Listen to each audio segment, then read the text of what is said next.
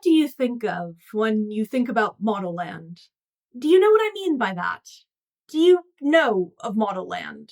Do you know this book, this haunting? And if you are familiar with it, could you please explain it to me? You see, Modelland is a young adult novel released in 2011.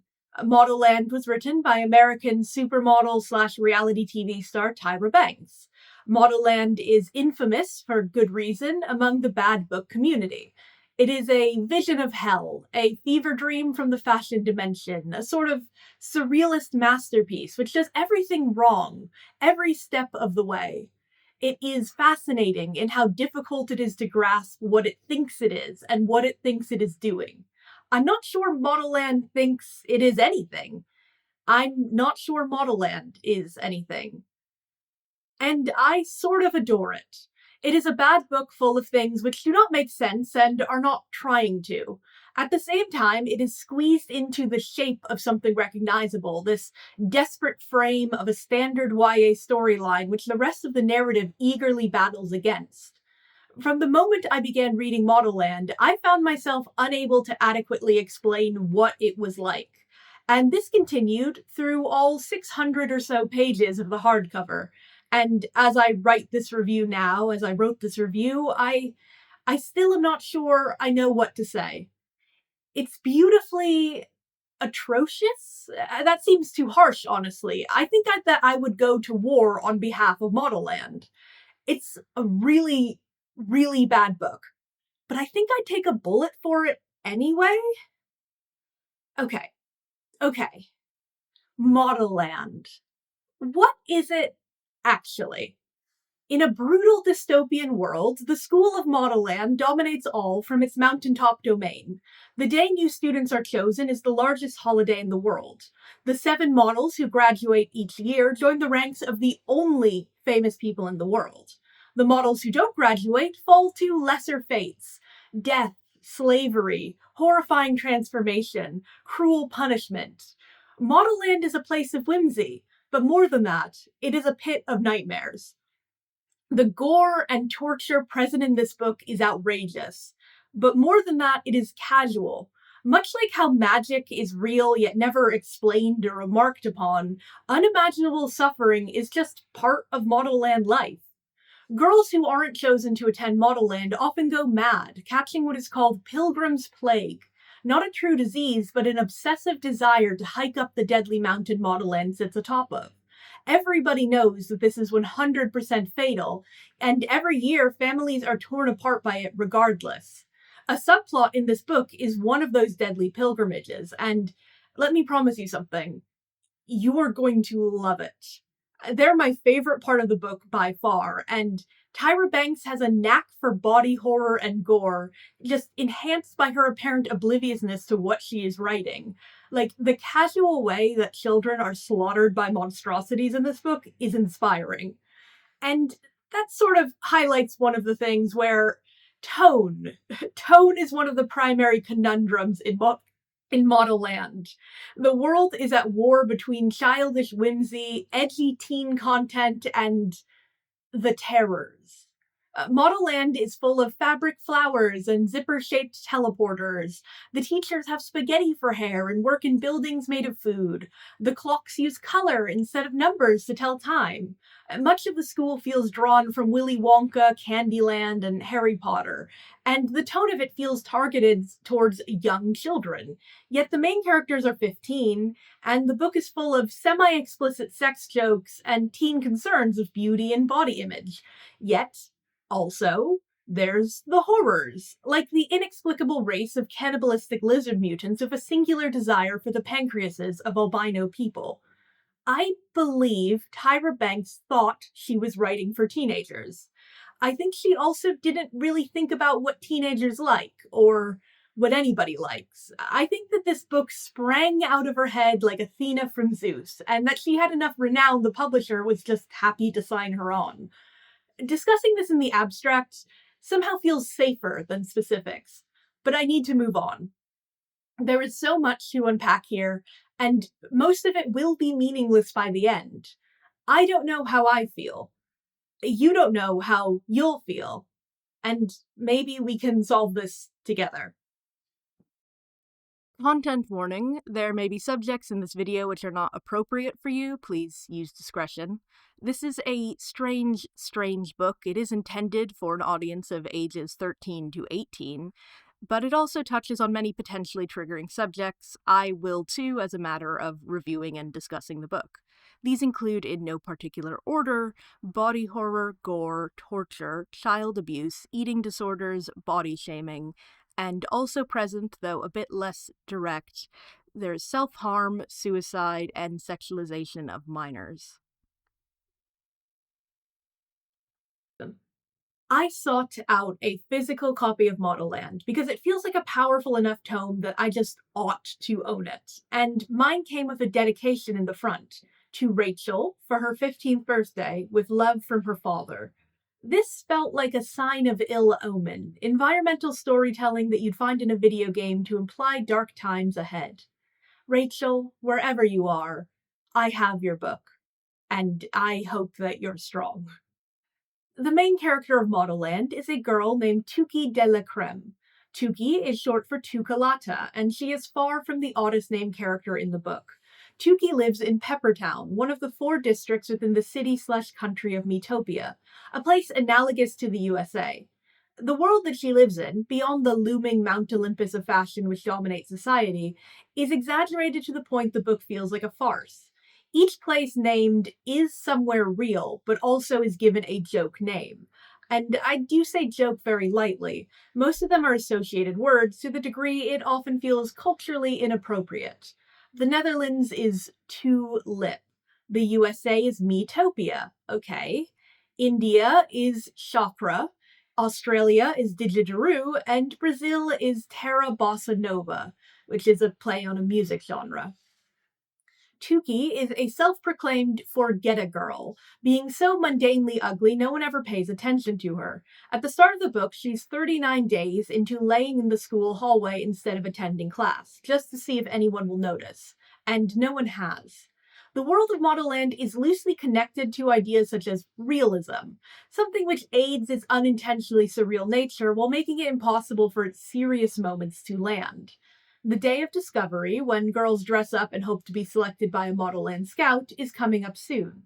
Tuki's beautiful younger sister, Miracle, which is spelled Myrrracle, has been prepared by their mother for this day her entire life, while Tuki dreams of running away from home with her mentally unstable, homeless BFF Lizzy. Tuki and Miracle's mother is named Creamy and is an overbearing, obsessed with Modelland and beauty, and constantly carries around a beloved doll for reasons that are never really clarified. Modelland has a certain narrative voice, which, like the rest of it, is difficult to describe. So let's just read a sample from a little later on and just try to picture everything that's going on. Try to immerse yourself in the writing and the scene. Everyone turned and gaped at the mountain in the center of town. All at once, huge waves of the mountain's golden fog began to vanish, and beams of gold light that transformed into golden shadows cascaded down the ridge and swept over every street. Tuki heard a soft, alluring giggle in her ear. She felt a swipe of satin brush against her arm. The smell of blood oranges filled the air. "It's happening!" a woman yelled, rushing out of the mall. "The shadows!" cried a man who'd been washing windows on a high platform. The fog on the mountain had completely evaporated, revealing the top of the mountain, which glowed like a metropolis at dusk. Hovering above the mountain was an illuminated eye with its smize flourishes made up of millions of birds from a myriad of species. Tuki had seen this phenomenon before, but never this close. A sleek yet enormous hand of smoke looped around the entire mountaintop and proceeded to spell out a word with its white plumes of smoke. Modelland.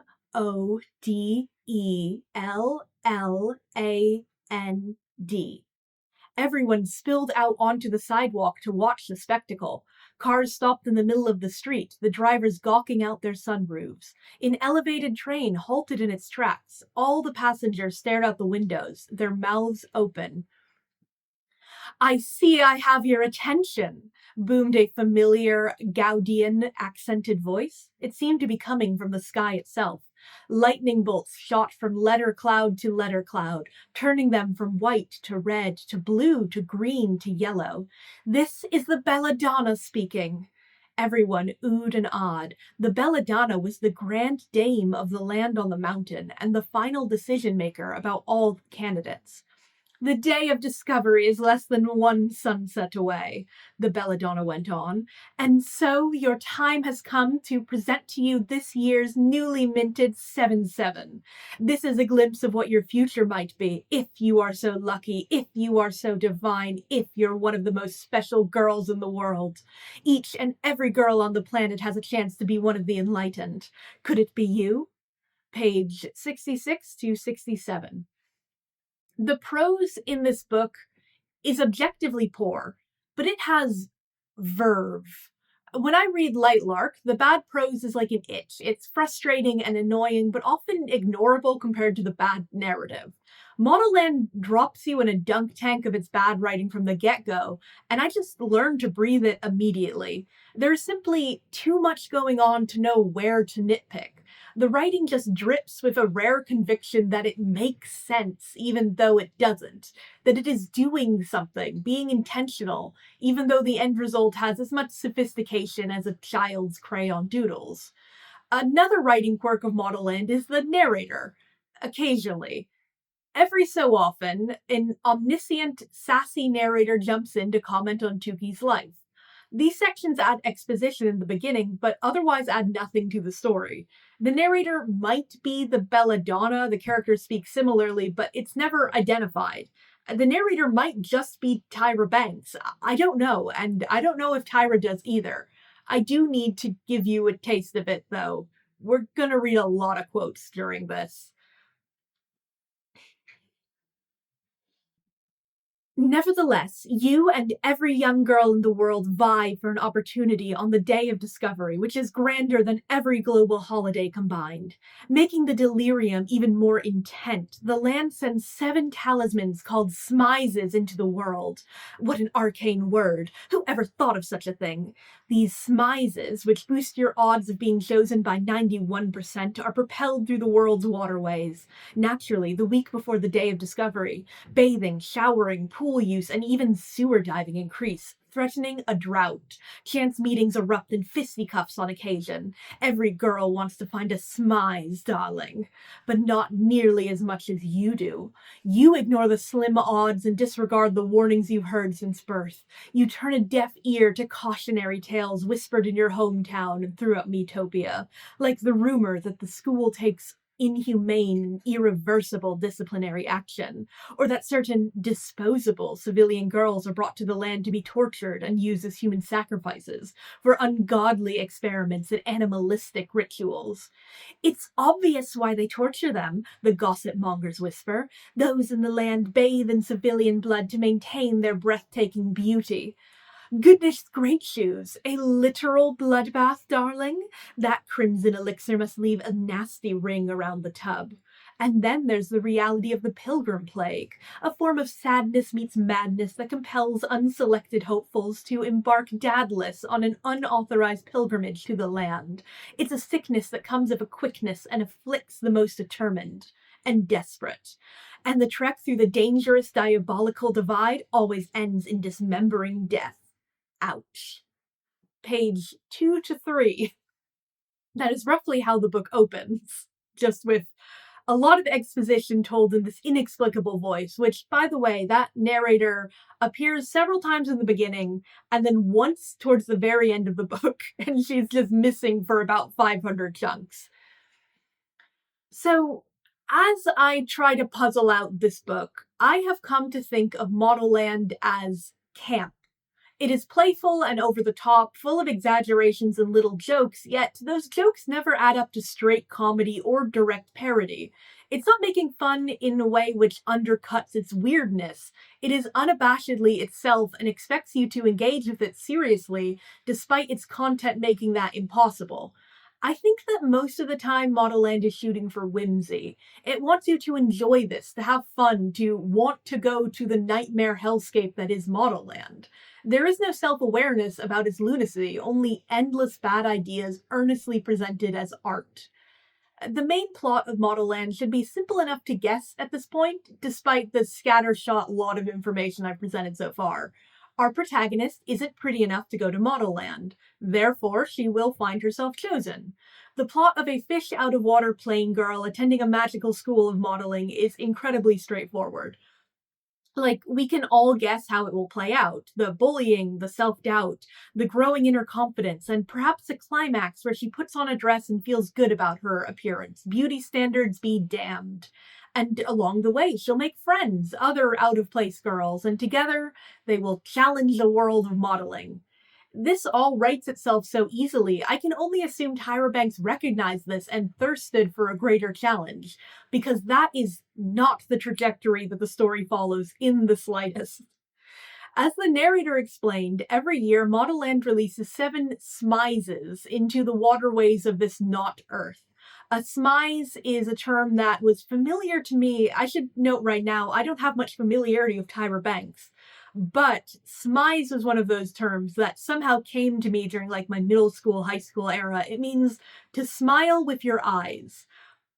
In this universe, a smize is a physical object. It's being released into the waterways, and the exact nature of these smizes is very unclear.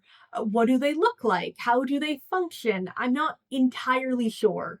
They seem to be essentially stick-on dramatic eye makeup, except they also do appear to be sentient, and they have an intoxicating effect on the wearer. Tuki discovers one when home with her family, but it is immediately given to Miracle to wear on the day of discovery. That night, Tuki overhears her parents arguing, with her father revealing he doesn't think Tuki is his daughter, and that after Miracle goes to Modelland, the plan is to bring Tuki to a factory to orphan her, which is a normal thing somebody can do in this world. Because, you see, beyond being a strange parody of the real world, Modelland is not so subtly a hellish dystopia. Perhaps that can be inferred by, like, the way the Belladonna controls fashion and the world's attention from her godly mounted throne, but there's more. Tuki walked on past the long lines of accessories factories. Workers rushed in and out, their heads down, their faces permanently creased into frowns. Several children stood on the sidewalk, their eyes hollow, their hairs cut short, their bodies swimming in workers' uniforms. These were the factory dependents, children whose parents could no longer, or chose not to, care for them. Greedy industrial overlords took them in, housed them in slums, and paid them nothing. Servants for life. Page 27. Everyone part of the world which isn't Modelland the school appears miserable. Tuki's high school is a noxious factory. Her friend Lizzy recently escaped from a mental hospital known for keeping no records and described as being full of atrocities. Those who don't get into Modelland routinely go mad and die. Those who don't are condemned to monotonous lives working for the fashion industry instead of serving as the face of it. This is a land full of riots and extreme poverty, persecution cults, and cannibalistic lizard mutants. Having the real world suck so that the secondary magic school is more exciting is a standard trope, but Modelland takes it to the extreme. What is especially striking about the world building is the nonchalance in which it is received. There is no sense anything is wrong, only bad, if that makes sense. That these things are unpleasant, but that these things exist, but that it should never be any other way. This dissonance carries throughout to the messaging of the book. Beauty standards are flawed, but there is no moment where they are really challenged, where the idea of them is unpacked. It is a statement of truth that the modeling industry is cruel and unfair, and there is no counterpoint ever given beyond, and doesn't that kind of suck? This feeling of hopelessness ingrained in the world of Modelland really shines in the scene I first quoted from, where the Belladonna speaks from on high. She goes on to introduce the 7-7. These are the only 7 students to graduate Modelland each year. Each one has a superpower, and I should probably first explain the superpower thing. It's silly. So everyone at Modelland receives this golden magic sash set called a Centura. This allows models to access their inherent power. It's said repeatedly that there are only 7 possible powers, and that occasionally there is a rare individual who has access to all 7 of them, known as a triple 7. When Tuki goes to Modelland, she receives one of these sashes, and they never really matter again. They are mentioned at points. Sometimes someone does something and their Centura moves on its own, but otherwise they absolutely just serve no purpose. Tuki does not learn to use any powers, nor do any of her friends. Tuki does not have a training montage where she connects with her magic belt. It is this entirely incidental theme which serves the plot in 2 minor incidences, neither of which really relates to the fact that it is magic. And what about these superpowers? The 7 possible powers that all women have inside them? Well, let's go through them. Evangelina's power? Sorry, this is a quote. And Evangelina's power. I have to figure out what the Belladonna's voice is going to be like. It has to be very dramatic and diva. Evangelina's power? Chameleon, the Belladonna explained, and then Evangelina's appearance changed a dozen times over the course of a few seconds. Long hair, short hair, copper-colored, blonde, brunette, almond-shaped eyes, then doe-eyed, plump lips, bow-shaped. Her physique morphed too, from a thin frame kissed by an hourglass to one with a defined musculature. Then Evangelina shook like a dog removing water from its coat, and her copper hair and eyes returned, as did her original frame. "If I had her, I'd have a different girl every night," a man next to Tuki cried. "I could stop cheating." "I want to be just like all of her," a girl exclaimed. Page 68. Next is Simone, who can duplicate herself several times. Great for attending multiple fashion shows at once. We're not reading a quote about Simone. Then, our third Intoxabella, Bev Joe. The Belladonna roared. A raven-haired Intoxabella with sky-high cheekbones and a sharp jawline appeared above the crowd. Bev Joe's power? 30 never. When Bev Joe ages to 29, she will begin her next year looking again like she is 17 until she reaches 29 again. The cycle will continue until she perishes. Page 69. The use of perishes really makes this grim. There is a smidge of humor to it, yes, but at the end of the day, this is presented as a desirable, cool thing.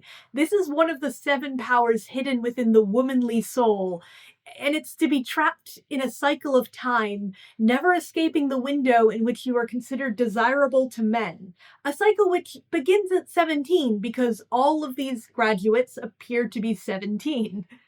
And our next power? Capitalist mind control. Our fourth Intoxabella, Limora. The Smoky Mountain swirl revealed a dark-haired Intoxabella with seductive, narrow eyes. Her power? Excite to buy, the ability to sell. Limora made an inverted V with her hands and then thrust the point toward the spectators. Tuki touched her hair, acutely conscious of how wild it was. "Chevu mal," Tuki suddenly said out loud, feeling like an alien invader had taken over her thoughts. "I need it, now." Beside her, Miss Delacreme patted her face. "I should pick up more wrinkle redux." And similarly, everyone around them murmured other names of skin products, clothing brands, and diet soft drinks that they suddenly craved. Page 69. This book does not shy away from what the job of modeling is, in a way which often surprised me. Models in this world aren't superheroes or leaders or like building wells in rural communities. They are models. They look good so they can sell things. They go to a magic torture school for 3 years and emerge in order to shill, sometimes with mind control. Our next power is our 5th one. Gentlemen, get ready for our 5th Intoxabella. Meet Sindisi. The swirl unveiled a platinum blonde with hazel eyes whose body swayed in a hypnotic dance. Sindisi's smile was blinding, and her centura undulated toward the crowd in a come-hither fashion. Her power, the Belladonna teased, seduction. As Sindisi's hair blew in the wind, all the men in the crowd stared. "I'm ready to sin with Sindisi right here, right now," one of them yelled. Page 70. This is where I remind you again that the girls are all 17 years old. Sex appeal is one of the facets of the soul. Heterosexual appeal specifically. I'll get a chance to talk about gender more later, multiple times, but as you may have noticed, the book is quite specific about gender essentialism. Not only is Modelland girls only, there is further emphasis placed around females, including a direct shout out during a 6-page song to XX chromosomes. Despite being a book with a nearly all girl cast set in a world where the most respected people in the world are women who graduated from the matriarchal Modelland, this book doesn't really like women. The graduates here are perceived heavily through a male viewpoint, as objects of desire for men and aspiration for girls. I mean, we have the shapeshifter girl, and she's framed in two ways. A man is like, maybe I can finally stop cheating because she looks different all the time. And a young girl who's like, I want to be like Oliver. And these are kind of the two perspectives that exist in the world. The next girl is Katucha, who has Six Sensa, which gives her a future sight into next year's fashion trends, as well as like extrasensory powers. And the final girl is Exodus, who can teleportal at will. So all of these powers are related to modeling in some way, and while there is quite a lot of tongue-in-cheek joking going on, most are presented through a lens of exploitation. This is part of Modelland's war with itself. It is aware that the modeling industry is infamously toxic, brutal, and exploitative. It is also a book where models are worshipped as the only famous people in the world, and where the ultimate goal of the cast is to become supermodels. You should want to be a model, the book says, because that is the selling point of this. At the same time, modeling is presented unabashedly as a capitalist grind. Like, yes, you will be famous because you'll be selling products. You exist now only as a vehicle for other people's retail, and your body and appearance are subject to whatever suits the ad copy. There are only 7 powers a woman can hope to access in life: teleportation, shapeshifting, seduction, never aging, fashion future sight, shilling, and self-replication. It sounds almost alright when listed out like that, but it still remains desperately limiting, and that's where this dystopic feeling creeps back in. Even in a fantasy for girls, an alternative universe where women are important and have superpowers, the misogyny of real life cannot be escaped.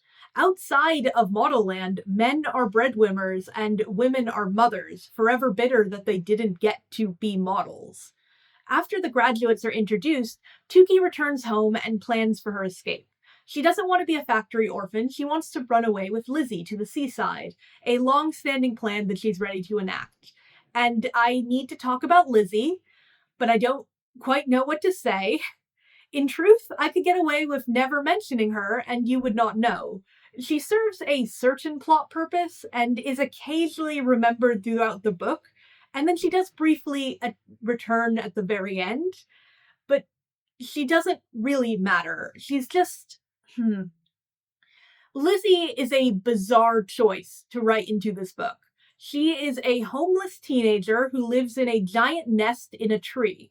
She is mentally ill in a way which is uncertain, but gives her paranoia, delusions, and violent mood swings. She frequently self-harms and whispers about secrets, people that she's hiding from, things she knows which are dangerous. She makes her first appearance in the book having escaped from a notoriously abusive ward with burns across her limbs. And as representation of someone with some kind of delusional paranoia, Lizzy could be far worse. She's Tuki's best friend, and Tuki is understanding of her episodes and constantly supportive. They are longtime BFFs who want to run away together, after all. Like, Lizzy is not presented as frightening or crazy or dangerous. She is, like, Tuki's longtime BFF. They have, like, you can get a sense that they trust and like each other a lot. The only scary aspect of Lizzy is that Tuki worries about her hurting herself. However, lurking around this maybe fine portrayal of a mentally ill teen is the fact that Lizzy is just not important in the slightest. She disappears after a few chapters. Her brief appearance near the very end is even more just mysterious. It's just this incredible swing to write a character like this into existence and do nothing with her. So, Tuki plans on running away with her the night before the day of discovery, but her parents catch her and assume that she's packing a bag for Miracle. They force her into the car, and Lizzy gets left behind. The Day of Discovery is celebrated worldwide, so girls all gather in various town squares, and we get to see glimpses of how the day is celebrated in other countries. I'd like to highlight one of them in particular. Others displayed candidates milling excitedly in cleared out sugarcane fields in Quito, pelt wearing tribal leaders dancing ceremonially around them. Page 91. Kwaito is a genre of music from South Africa that emerged during the 1980s, so we'll assume the place depicted here is South Africa and not a broader Africa, the country. But perhaps that is a charitable assumption considering the choice to depict these African people as pelt-wearing tribal dancers in a field. The only other mention of Kwaito in the book refers to it as the land of safaris and tribal dance. In Metopia, the girls gather in a city center under the gaze of the Modelland mountain and prepare to walk. The only rule of the Day of Discovery, or T-Dolv as it's often called, and I'll be calling it, is that you must be walking. Then, if you're lucky, a scout will burst out of a nearby inanimate object and kidnap you to Modelland. The event lasts 15 minutes in total. Miracle preps to go out as Creamy fusses over her. However, before I can get into what happens next, there is even more set up to establish. I mean, the obscure obelisks, CL, and Zarpessa Zaranol, something like that. Zaranul. If I wanted to go further, I could explain Theophilus Lovelaces, a wingtip, and the incredible Chris Kremcrobat. But honestly, if we get to that, we'll get to that. Like, trying to discuss this book is maddening, and not for the usual reasons I say that. Like, yes, much of it doesn't make sense and is simply bizarre, and more than that, there's just simply too much of it. In most books, you can pick up on a certain division between details which matter to the story and details that do not. In Modelland, anything might be important, and everything is treated as such. And as a reader, you can never be certain what you should pay attention to. Wingtip is in one half scene near the beginning of the book, but is in fact central to the climax. Theophilus Lovelaces is deeply important to Tuki as a person, but not really her character journey, and certainly not the plot. So, going back, the obscure obelisks. About 6 months ago, 3 mysterious obelisks appeared overnight near the town square where the T-Dolv is held. One is gold, one is ivory, and one is bisque and spotted. And bisque is evidently an orange-yellow-gray color, though I do feel certain most people mainly know it as being a soup. There's nothing more to say about the obelisks at this time, but hold them in your heart. For a very long time from now, they will return to relevance. CL, whose name contains a tilde. It's pronounced CL as I say. It is spelled C, lowercase I, tilde, capital L. CL is an extremely successful and popular model who has recently disappeared.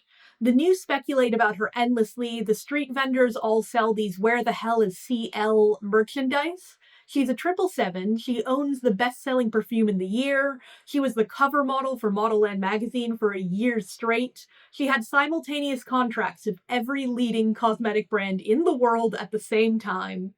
And for one season, she was the only model hired for all of Fashion Week. In addition to being the most successful and popular model ever, she's also a famous slam poet who serves as an inspiration to girls everywhere. CL is going to be such an important character to the story going forward. I would say that she is second to Tuki, and honestly may surpass her for plot relevance, especially by the end. Like, CL might be the real main character of the story. And the final note before the T-Dolv is Zarpessa. She is a stereotypical rich mean girl character, though Lizzy reveals to Tuki that this is a facade. Zarpessa is extremely poor, maybe homeless, and dumpster dives of her parents for food. Though as dumpster diving goes, she's still doing luxuriously well. The items that she and her parents dig out of the trash include still warm sea bass, half-empty bottles of wine, unopened cold apple cider, and day-old bread. Zarpessa's relationship to trash food is something the book returns to in several odd ways, making it seem like she prefers it to regular food, but also making her trash food better than what most people are eating. And is any of this important? No, not really. So, back to the T-Dolph. The 15 minutes of hell begins. Girls fight for space and, in general, as they sashay to the beat. Tuki cheers on her sister, but she is quietly resentful that she's forbidden from taking part. It isn't that Tuki desperately wants to be a model, but the assumption that she can't because of her appearance and her very hateful mother bothers her, like she'd like to at least be asked. Scouts begin to emerge halfway into the T-Dolph, and emerge is the best way to put it. Like, I can only imagine a sort of off-Broadway dance number to explain what's going on here. I think it's really the only way you can picture this in any way that makes sense. People stepped by from a nearby lamppost that had started to vibrate, staring at it with a mix of wonder and terror. The lamppost began to lengthen like a long telescoping pole. Snap! It broke apart and reassembled as a slender, mysterious-looking woman in a black metallic jumpsuit. Her head glowed as if it contained a light bulb. Suddenly, scouts from Modelland were everywhere. An asteroid rocketed to Earth, throwing up chunks of marble all around the square and causing nearby runway walkers to flee in hysterics. A stunning scout emerged from the rubble, with skin that seemed to be made of rough stone. She wore a bathing suit ensemble that appeared to be made of rocks. The shopping cart of one of the homeless women flew from her hands and rolled wildly around the square. Girls near the cart ran away screaming. The cart flipped forward, and old food and tattered clothes spilled to the ground. A scout in a dress with rips in all the right places materialized from beneath the decrepit belongings. She strutted to the middle of the square and stopped in front of a raven-haired girl who was wearing a dress of an enormous bustle. Page 102 to 103. The fundamental rules and laws of the world of Modelland are just non-existent. How and why is a scout able to manifest as a meteorite? Don't worry. When she chooses a girl, the damage her impact causes reverses itself and she disappears. Magic is real in this world, but the word is never used and it doesn't feel like magic. It just feels like a dream. In any book, having unclear rules about how the world works could lead to a general lack of stakes. How can a reader feel tension if literally anything could happen at any time? And Modelland is like this to the extreme. Tuki is standing on a car and the roof transforms from diamond into fabric. A scout emerges and Tuki attempts to get Miracle to her, only to realize that the scout is beckoning to her. Tuki takes the scout's hand and is instantly wrapped up in a fabric pouch as the scout flies away. The pouch is made of fabric which shoots out of the scout's hand. Flesh, fabric manipulation, and flying aren't part of the list of the 7 possible modeling superpowers, but there is no use worrying about that. The scout travels through the city before suddenly diving through the sidewalk, emerging through the stem of a plant on a conveyor belt. Not a giant plant to my knowledge, though it's fully unclear. Banjo music plays over the loudspeakers, and Tuki realizes they've been teleported into Boo Big Teak Nation, a country-sized megastore which appears to be based on the concept of poor people in the southern United States who shop at Walmart. The scout looks around and picks up Dylan, a girl described thusly. The girl stood behind the counter. Her name tag said Dylan. Dylan was shaped like a bottle of Boo Big Teak Cola and had a heart-shaped face. Her lips were full and naturally raspberry-colored, and her lavender blue eyes sparkled. Her thick, healthy, golden blonde hair stretched to her butt, and she wore it in 2 ponytails, one on each side of her head. Her monochromatic outfit was the exact hue of her lavender blue eyes. An apron with strips of blinking light displayed Boo in bold across her chest, Big in block letters down her right thigh, and Teak in script across her buttocks. page 116 to 117. All of the girls the scout puts in her pouch are untraditional ideas of beauty, the kind of girls who typically would not go to Modelland. The cola comparison is meant to make clear why Dylan is an outlier. She's fat. I would say that you could miss this aspect of her almost entirely during her introduction, and the entire book is not clear on how much Dylan weighs. Like, in the world of modeling, especially in 2011 when this book was published, any amount of fat would make her an outlier. Despite Modelland's love of unnecessary description, Dylan's weight is left vague while also being the central aspect of her storyline. She has wide hips, thighs, refers to having a big booty. Like, hell, the country that she comes from is clearly a joke related to her size. Yet what that size is could be anything from socially acceptable plus size to fat in the way that people look at with disgust. Like, considering how visceral some of the descriptions in this book get, avoiding describing Dylan feels, well, avoidant. There is a difference in how fatness is treated, what is tolerated and what can never be, and the book's coyness weakens whatever message about fat phobia it's trying to convey. Dylan is, of course, the sassy character of the book. She speaks of an accent and she uses crazy as a catchphrase. She looks after many younger siblings and she faints when she's excited. Each of the friends Tuki meets in the pouch are slightly stereotypical while showing faint promise as supporting characters. I feel I could, in a far-off alternative universe, like this friend group. However, Modelland as a book isn't really interested in them beyond a vague sense of obligation. They are present, but they do not contribute to the plot, develop as people, or have story arcs. The friend group, honestly, pretty much they disappear shortly before the end of the book and are never referred to as again. They're so secondary in a very odd way. Dylan and Tuki meet in the pouch as it flies to pick up the next girl, and the pouch suddenly begins to fill with goo. And just as quick, the goo disappears. This is the kind of thing that happens in Modelland. Sometimes there's goo in the flesh pouch, and you just have to scratch your head, whisper, "All right," and move on. The pouch swept through the green portal again. After a few minutes, a vanilla-scented breeze tickled Tuki's nose. In seconds, the pouch began to fill with a thick white goo. "What in the heck is happening?" Dylan yelled. Tuki tried to move, but the goo had already reached her waist. It rapidly filled the pouch, soon submerging even their heads. But weirdly, Tuki could breathe in it as easily as a fish could breathe in water. The warm goo grew thicker and thicker until it was difficult for her to move. Then she and Dylan were frozen in place. Crack! Suddenly, the goo released them. Tuki and Dylan tumbled, turned around, and saw a 7-foot candle busted down the middle. The veiled scout was still in front of them, flapping away, now in a waxy, diamond-covered bodysuit. Page 121. They have emerged through a candle into a place called Candelabra.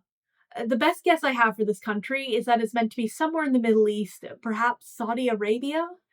Tuki, who, and this hasn't come up before and will never come up again and doesn't matter, she can understand every language in the world.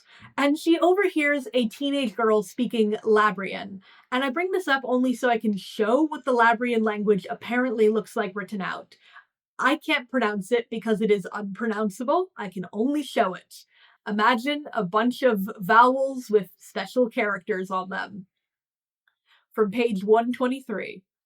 This is clear gibberish. It's not even attempting to appear Middle Eastern. And as I sought a robot to pronounce it for me, Google Translate rocked up and inexplicably decided this was a complete logical sentence in Icelandic. It said that this translates as, "Oh my god, I'm so sorry." But that is not, in fact, "Oh my god, I'm so sorry" in Icelandic. Google Translate just lies these days. That's my aside. The girl speaking gibberish is lamenting that her dress for the tea-dove is late, and immediately a messenger girl arrives with it in hand. The messenger is our next main character, Shiraz, whose unique trait is that she is petite. Specifically, she is 4'7". Like Dylan's weight, her height is both significant to her story yet utterly irrelevant, something which comes up on occasion but has no impact on the story. Shiraz is far more defined by her accent, unfortunately. She speaks in broken English, the only character to do so despite most of the supporting cast hailing from other countries. Her way of speaking exists to be a joke, and over the school year this book bridges, her English never improves. Of course, Shiraz spoke in Labrian, confidently extending her hand to the scout. You have come for me. But the scout didn't react. The girl tried again. You are here for me, yes? The scout remained motionless. Ah, the language barrier, Shiraz said in heavily accented English. I try to speak in the English. I am Shiraz. 7 inches and 4 feet tall. Perfect for studies at the Modelland, yes? Shiraz shook out her hair, straightened her clothes, and stood as tall as her small frame allowed. Page 124. Shiraz could be a character I liked if she was ever allowed to be a character at all, but I also feel her personality is likely derived from a stereotypical portrayal of someone with poor English skills. She is optimistic and self-confident, but oblivious and prone to missing social cues. The scout continues to gather these girls and goes for the final girl, and this is where things take a turn. Though, of course, we've been through enough turns at this point that any right-minded person would have motion sickness.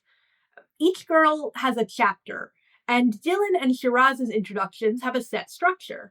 While the next girl's chapter plays out the same, a strange arrival to a new land, witnessing the next girl, a sudden abduction, a brief pouch chat, everything else about the chapter is not. The scout arrives through an ear canal into the nation of Sans Color. Unlike every other location in the book, Sans Color is not identifiably any nation in particular. It is a futuristic megacity underneath a clear dome, located in the middle of a jungle, and inhabited only by people with albinism. If it is based on anywhere, it is perhaps meant to be North Korea. The city appears to be run by some sort of martial law, though there are also fair elections, and the girls auditioning for the T-Dove are performing perfectly synchronized marches in near-identical uniforms. Tuki chides Shiraz for calling the population albinos, suspecting that it's rude, yet the book treats albino people as a separate species who have traded skin pigment for intellect. The girl that the scout selects is the daughter of the Sans Colarian Prime Minister, a girl named Piper. Her unique trait and personality are easy to guess. She's albino, and she's a super genius. And as odd as all of that is, I haven't actually explained the aspect which makes this section so bizarre and unique. Like, sure, albino city with levitating skyscrapers under a dome, seen it a billion times. Except the dome is there for more than just blocking out the sun's rays. It also protects the city from the Les Guisards. What are those? Excellent question. I wish that I knew. To the best of my knowledge, Les Guisards are yellow-eyed humanoids with hunched backs, clawed feet, and presumably other lizard-like aspects. They gather in huge numbers outside Sans Colar's dome because they have an insatiable appetite for the glands of albino people. These glands, especially the pancreas, are referred to as the sweetbreads of the Colarian people more than once. I have many questions about Les Guisards and the decision to introduce them to the universe of Modelland. Questions which will remain eternally unanswered. When I talk about Les Guisards, as they feature in Piper's introduction, it is worth clarifying they are only discussed for a single page before the conversation meanders. Piper explains there are creatures outside of the dome who want to eat her pancreas. This is irrelevant to everything else going on, and ultimately will have no importance to the plot, world, or characters. I've said it before, I've said it several times, I'll say it again. Les Guisards are truly spectacular as unimportant plot aspects go. There is a future character who appears to be one, who is inexplicably chasing Piper across the world with an endless hunger for her glands, but this alleged lizard mutant, my favorite character, has no active role in any of the scenes he is in. He's almost never acknowledged by any other character. There is a reoccurring organ-eating mutant who is so secondary to the story, he appears to have been forgotten about by the end. It's incredible. And why? So many questions about this book, my book. So many of my questions about this book are that. Why? Where was Tyra coming from with this? What did she think she was doing?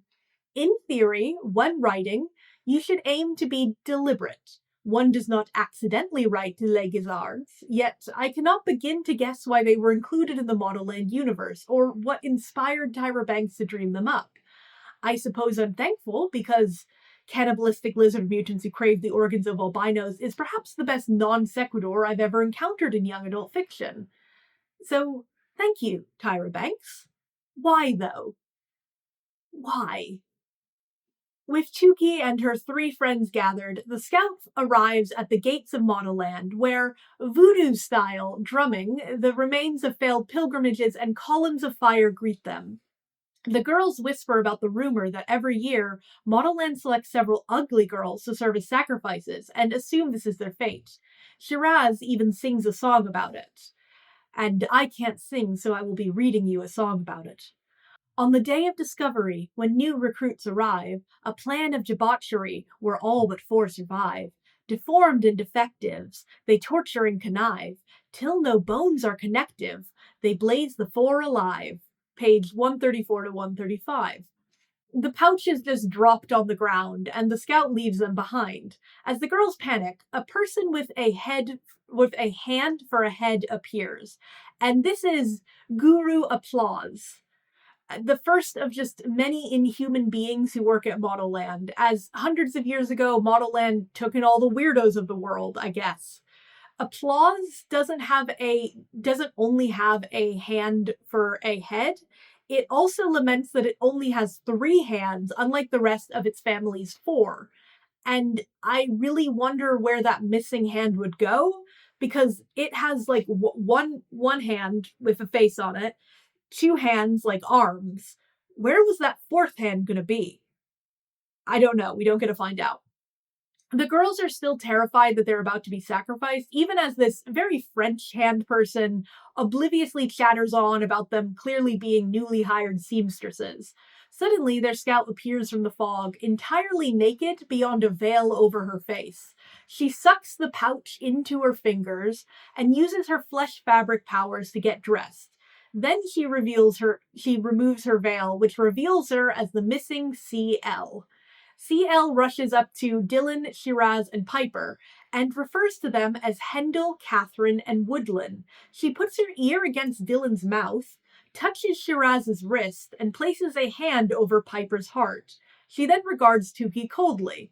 This is an extremely weird vibe, but the girls immediately forget about it and just sort of fangirl over CL. Dylan lowered to her knees in front of CL. I've recorded all of your speeches and poems. You're so powerful. Please don't bow down to me. That worship stuff is kinda not my thing, CL said, pulling Dylan up. Plus, you'll have plenty of Catawin to do today, so spare your delicate knees. Oh, which reminds me, I have to recite the welcome crap. She straightened up and cleared her throat. Welcome to Modelland, CL said in monotone as if on autopilot. You nouveau belles are among the chosen few, but your place in the land is not promised. It is yours to earn every day, every minute, every second. CL trailed off. Ugh, you know what? I can't recite that mess of a straight face. Besides, you'll hear it all again momentarily from a stone bitch. The intoxicated Bella then began to scratch her arms and legs. Ugh, this getup is itchy as hell, man. And with that, she shook her body, and her avant-garde skirt, shirt, and boots instantly transformed into a t-shirt, ripped jeans, and dirty sneakers. Girl, you are so real. Recite a poem about us, CL, Dylan begged. CL raised a perfectly plucked eyebrow. You want me to freestyle right here? Right now? Nuh-uh.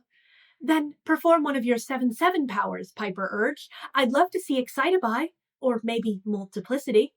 Honey, Chile, you've already seen the powers at work, CL said nonchalantly. How do you think we got to Modelland? In a bus?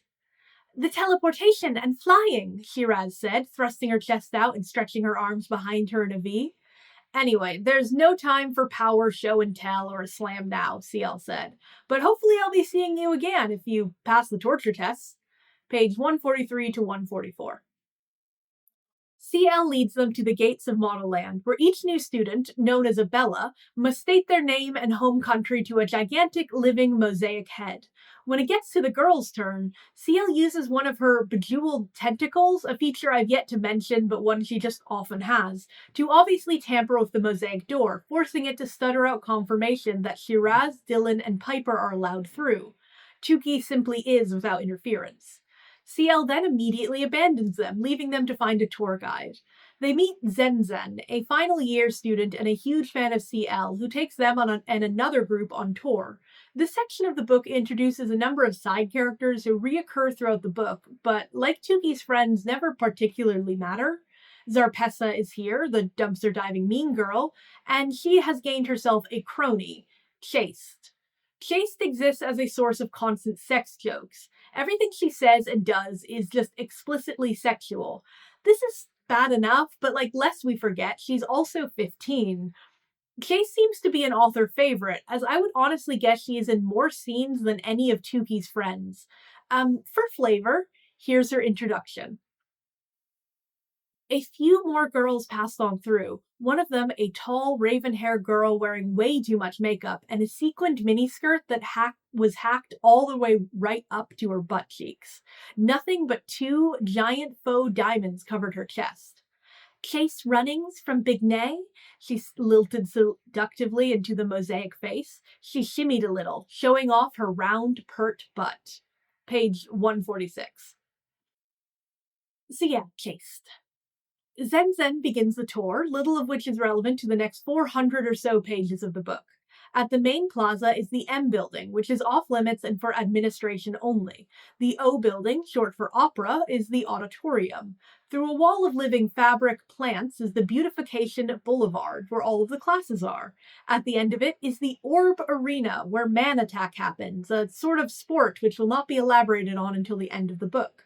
Zen Zen also warns the girls about Catwalk Corridor and the Ugly Room, without going into any detail, and then she just runs out of time, having completed less than half the tour. So it's time for the opening ceremony, but first, let's talk about boys. Man Attack is the first mention that there's such a thing as male models in the Modelland universe. They attend Modelland's brother school, the unfortunately named Bestosterone. And anyway, girls, males are accessories at Modelland. Don't ever forget, we're the stars, not the boys. Yeah, they do some modeling stuff, but basically we have them here to work for us. Build our buildings, provide security and eye candy, that sort of thing. Page 158. Modelland is somewhat self-aware of what it is. In many places, the book is trying to parody the modeling industry, exaggerate ideas to the point of comedy. There are famous male models, but generally and historically, it is the women who end up crossing into mainstream recognition. In Modelland, this is exaggerated further. The girls go to the school where the day of selection is the world's largest holiday, where a god queen reigns from her mountain throne. And the men? Who cares about them? As a parody of the industry, whatever, I see what she's doing here. As an aspect of the world building in the book as a whole, it doesn't make sense. That dilemma between exaggeration of what modeling is like versus aspect of a novel is a war that Modelland endlessly struggles with, and creates a large part of the tonal dissonance that makes the book so fever dream-like. Evidently, in the world of Modelland, there is a second exclusive mountaintop school which is boys only. We will learn next to nothing about it beyond them lacking magic and subsisting exclusively on a diet of protein. The day boys are selected is not a holiday.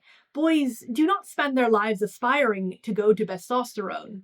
Boys who go there can look forward to a future as a fashion shoot accessory and a curriculum which involves manual labor for Modelland. Gender in this book, which is explicitly considered the same as sex, is a miserable cage which everyone smiles and accepts through, and perhaps that is true in real life too. The girls of Modelland may be more prestigious and magical than their male counterparts, but their ultimate goal is to graduate into supermodels who sell products, whose worth and appeal is explicitly tied to their attractiveness towards men. You may think a world where the Belladonna's magical gaze dominates culture would be more matriarchal, and testosterone on its own supports this idea. Men are props for women, eye candy, whose main worth is manual labor and protection. Yet the world outside is still one which ultimately caters to them.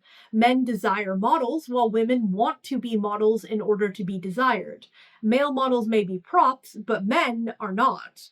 Failed male models are men, after all, and failed women models are insane.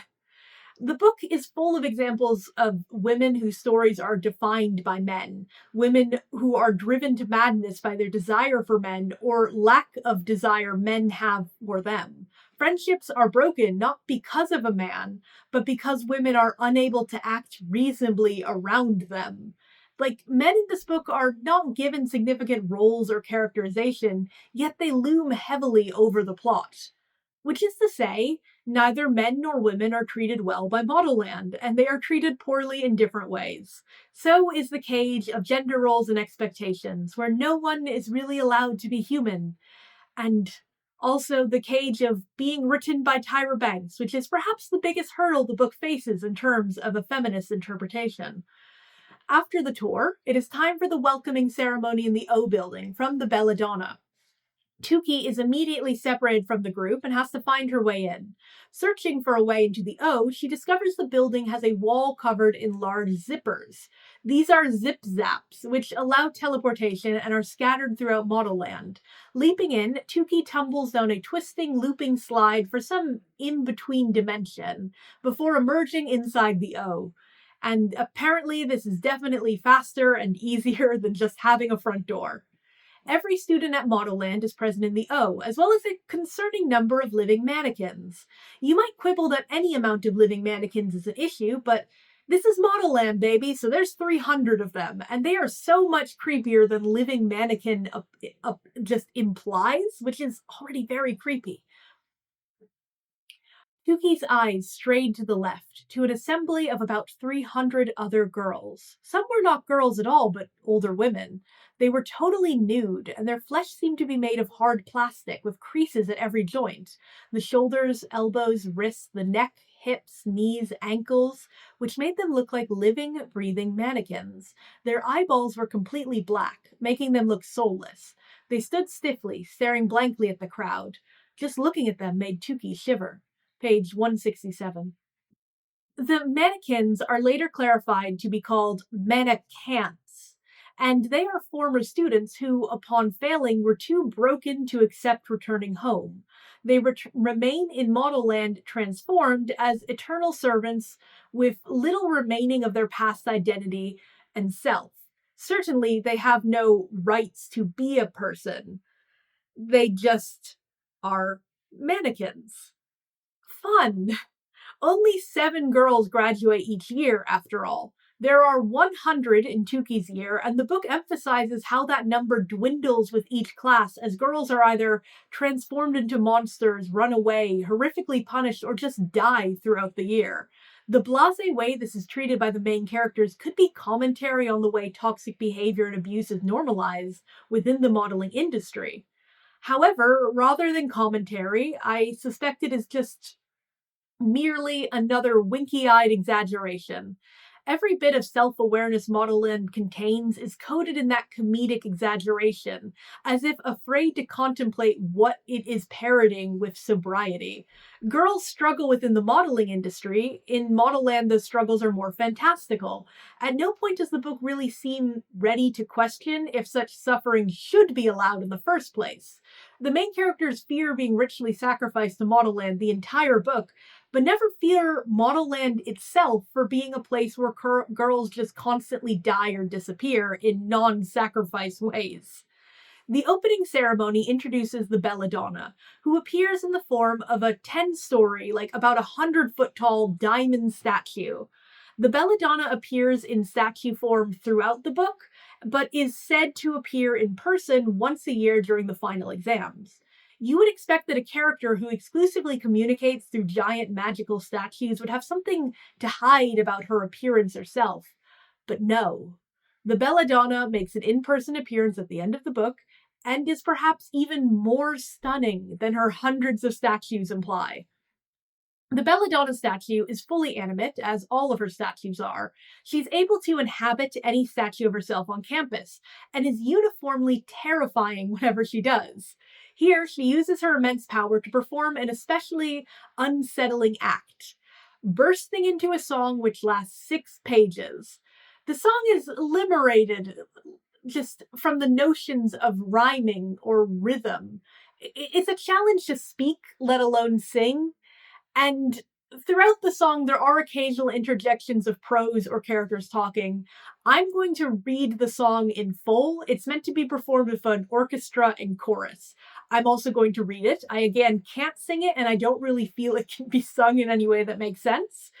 And I should be able to speak it okay, but honestly, this is an absolute just like minefield, and I already have like flubbing my speech issues sometimes. So we're gonna do our best on this. I think I need water first. My dear Modelland is a heavenly queendom, its walls rich with memories of yesteryear. Our laws antiquated, but must be respected, or I'll discard you like moth-eaten cashmere. Listen to me now, my spanking new no-sees, your infants, your rascals, and oh so askew. You've entered a world that most would slay for, but amongst them all, I have chosen you. Modelland is your new home. Welcome to the Superdome. For you, XX chromosomed, Modelland is your new home. Regard your dear neighbor, the Bella to your near left, ambassador to Modelland, and you are now too. She'll excite the world to buy wares of design and splendor. Here's a list of Modelland's curriculum menu. From footwear to freeze sprays, foundations, face powders, to corsets and camisoles, culottes and trousers, moccasins and miniskirts, mesh tops and bronzers, sandals, suspenders, and sunblock with powers. You'll wear waistcoats, wedding dress, wetsuits, and lingerie, leotards and yellow belts, deodorant every day, hosiery and houndstooth, rosy lips to chalets, bandeaus and bodisses, and LBDs at soirees. You'll exfoliate, emulsify, depilate, and moisturize, sell glycerins, jojoba oils, fragrances, and fluorides, cocktail dresses, cardigans, concealers for tired eyes, and practice your posing tricks from sunset till sunrise. Perform in petticoat-themed, much-attended fashion-like expos, safari wear, tuxedos, tunics, tops, all kinds of clothes, kilts and cloaks and swinging coats and crocheted kimonos, with audiences making bets on who will fall upon their nose. At this point, CL is brought onto the stage. Regard this renegade, this rowdy rebel rouser, this shameless charlatan, this skank scallywag, a troublemaking malady, a traitor, defective, while we all zig, this pest must zag. You've all grown up dreaming, hoping to be her. Now this 777 is inferior to you. So learn from her missteps. Hello to your futures. To CLs, au revoir, adios, and adieu. Uno. You will exit my gates through 5 distinct fashions. Listen closely, one of 5 will be your truth. The foolish, moronic, the feeble, the mindless will risk all and regift their coveted use. Dos, the meek and misguided muckety-muck flunkies, will ride senso unico through farewell toil booths. Trace, other castaways will opt for mannequin memoirs, perhaps better to pitiful pre-Modelland pursues. Quattro, second-string bellas will opt for the silver screen, miming in the multiplex, so trite, so uncouth. Cinco, prime few will emerge 7-7 toxabellas. For this reward, pathetics would sell their eye tooths. Your premature merriment has come much too fast. Disparity between good and bad will be very vast. THBC separates the punks from the class. For some no-sees, Discovery Day. will be your last. Page 172 to 177. The presence of a 6-page song in a book changes a reader. Yet despite one or two other lyrical riffs, there's never like another song like this in the book. The opening ceremony contains nothing else. There are no speeches, no welcomes, instructions on where to pick up a syllabus. Everyone is ushered out after the song ends, just left in this ominous mood. At one point, as mentioned, CL is brought onto stage, and she's wearing a straitjacket and imprisoned in a bird cage made of razors. The Belladonna insults her, but it's unclear what she's talking about and just quickly moves on from the subject. CL is presumably left on stage the rest of the song, but just not mentioned. The Belladonna also lays out a few of the ways in which girls leave Modelland. That's with the Uno Dos Tres sequence. If you leave without permission, you will age 50 years in an instant. If you do poorly in class, you will be kicked out. Those who can't stand the idea of leaving become mannequins, and those who aren't good enough will go on to become actresses. The Belladonna hates actresses, and this hatred of actresses is a running theme. Every single teacher that Tuki encounters in Modelland also despises actresses. I believe it is meant to be a running joke, but the constant repetition and intensity of the hatred everyone has for actresses makes it seem deeply personal. Like, most of the people that I've seen refer to this aspect of the book assume that it is a deep-seated and real vendetta from the author. I believe that it's meant to be funny, some joke on the perception that models and actresses are rival careers. But yeah, I definitely understand why people believe that it is a real grudge Tyra Banks is expressing. Here's a collection of people insulting actresses from the book. But fail, and you may be relegated to spending your life as, heaven forbid, an actress. The guru said this last word in a low, disgusted whisper. Actresses are incapable of opposite performing. They must think about sad things in their lives to project sadness on the silver screen. Nonsense. We mustn't let that pitiful fate happen to you. Page 226. If you girls don't watch out, actresses will take your place on future runways. And no, they are not famous or magical, but they're already making their ridiculous crimson carpets a runway event in itself. Page 245. Those lolly-headed leading ladies restrict as well. Worse than models, in my rue opinion. Page 259. You will learn how to destroy the arguments of anyone standing in your way. And I don't mean the way thespian dames do, ladies, just reciting lines from cue cards and crying on command. Page 296. So, yeah, there's a lot of it. That's probably not all. The Belladonna also ends her song by referring to the THBC, which will be the next section of the book. This is Thigh High Boot Camp, a sort of entrance exam / hazing ritual that all new students are put through. As they march off towards it, a few more side characters are introduced. So, Kamalina Dara is a girl from Chakra, aka India, who has a set of headphones implanted into her skull called a head bangor. There's a set of identical quadruplets named she likey, her likey, I likey, and me likey. They're from Mini Paul, a combination of St. Paul and Minneapolis. Since those cities are the twin cities, these quadruplets are some sort of joke based on that.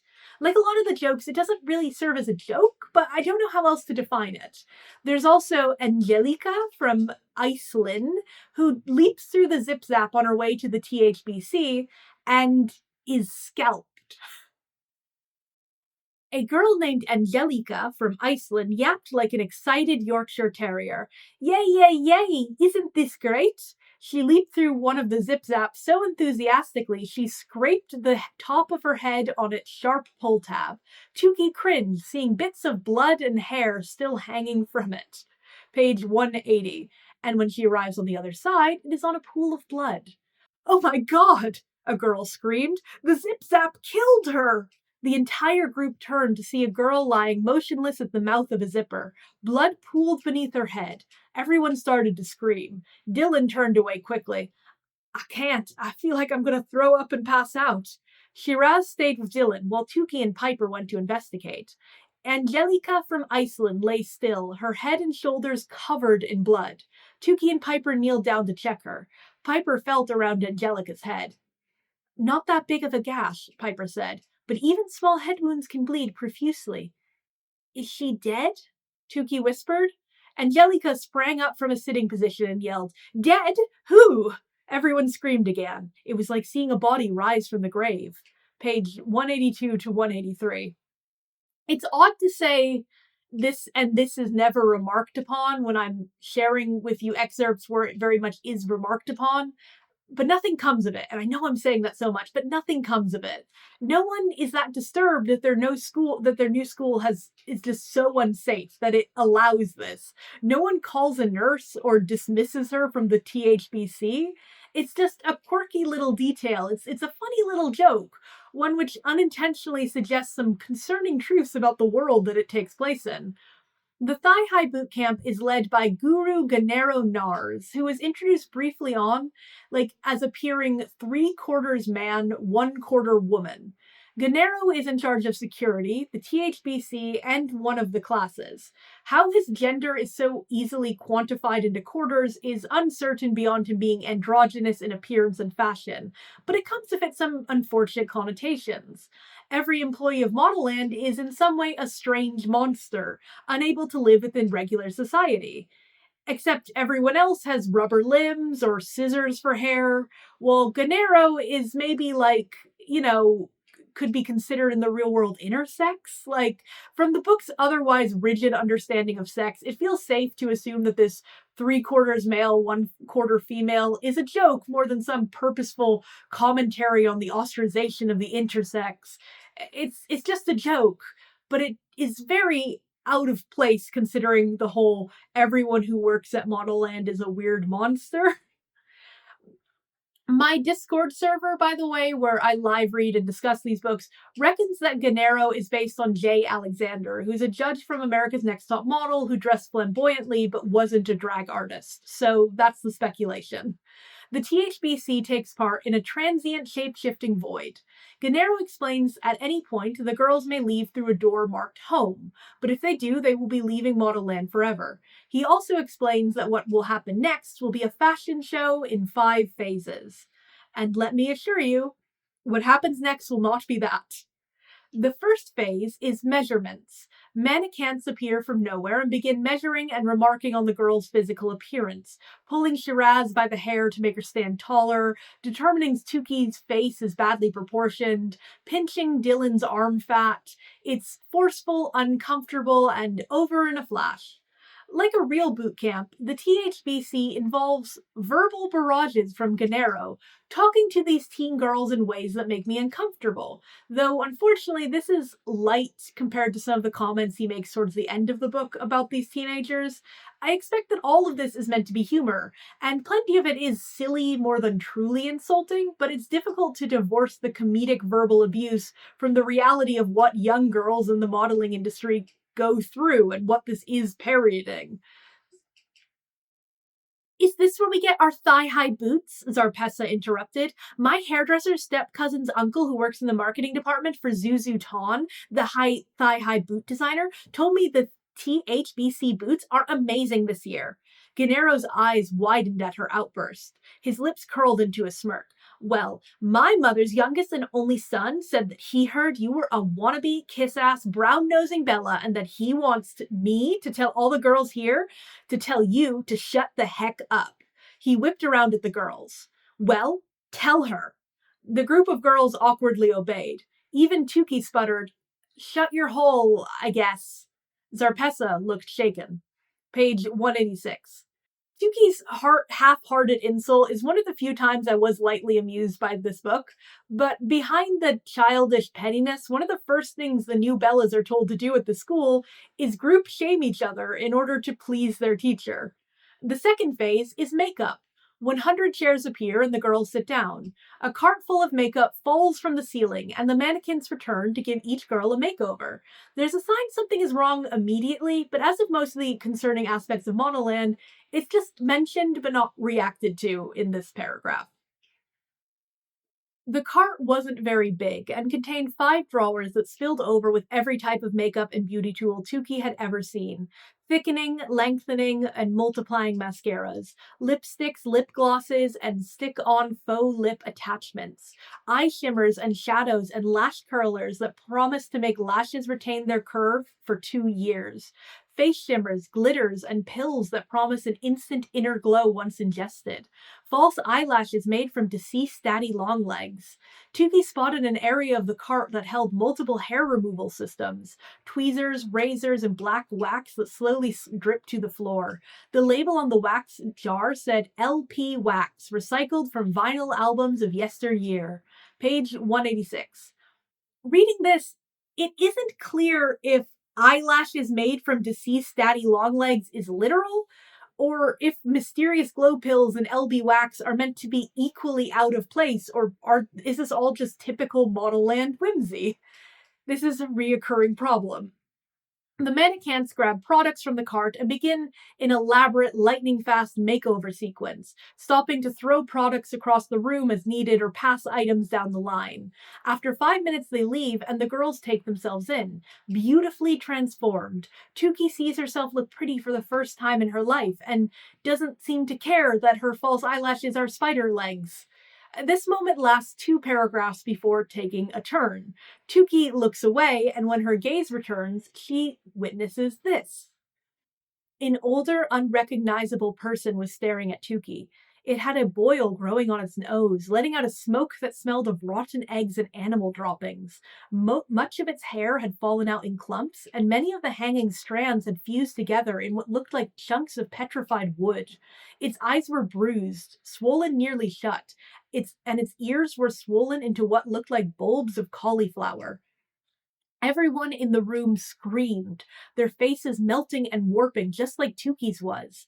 Piper's skin was so raw it was transparent. Her blood was visible, pumping wildly through her face. She resembled a skeleton with muscles and veins, with a thin layer of clear plastic keeping it together. Dylan's ponytails had completely fallen out and she was cradling them in her arms. Her nose had become detached from her face and was sitting on top of the bed of hair. Shiraz's grapefruit-sized eyes bulged like they were about to pop out of her head. The spot where the ruby had been on Kamalina's smise was now a gaping hole 4 inches wide, exposing her brain. Angelica's zip-zap head injury had split open wide from the top of her head to the base of her neck. When she screamed, her exposed vocal cords, which lay in a spaghetti-like tangle at her throat, vibrated. "My head hurts so much," both sides of Angelica cried. Even Zarpessa and Chase looked like mutants, their noses falling off and their lips turning into slugs. Page 189 to 192. Several girls flee the THBC, but Tuki realizes this is a trick. She doubts herself for some reason, but tells her friends not to run. Indeed, obviously, they have not been transformed into monsters forever, and the illusion soon fades, as Gennaro tells them the lesson they were meant to be taking from all of this. Yes, bizarrely, Gennaro then explains the importance of never sharing cosmetics with others due to the risk of infection and disease. Evidently, this was the purpose of traumatizing them with horrific visions of their mutilated, rotting bodies. They shouldn't have shared makeup. Except, wait, you see the issue. You must see the issue. The girls were told to sit down and had no agency except running away in horror at what had been done to them.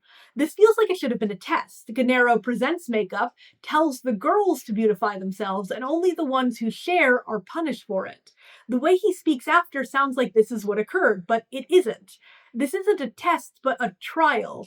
It's torture first and answers after, where the lesson is less don't share makeup and more endure. Oh, and he also calls them all feeble-minded females while he's at it. Phase 3 is nearly identical to Phase 2, accessorizing.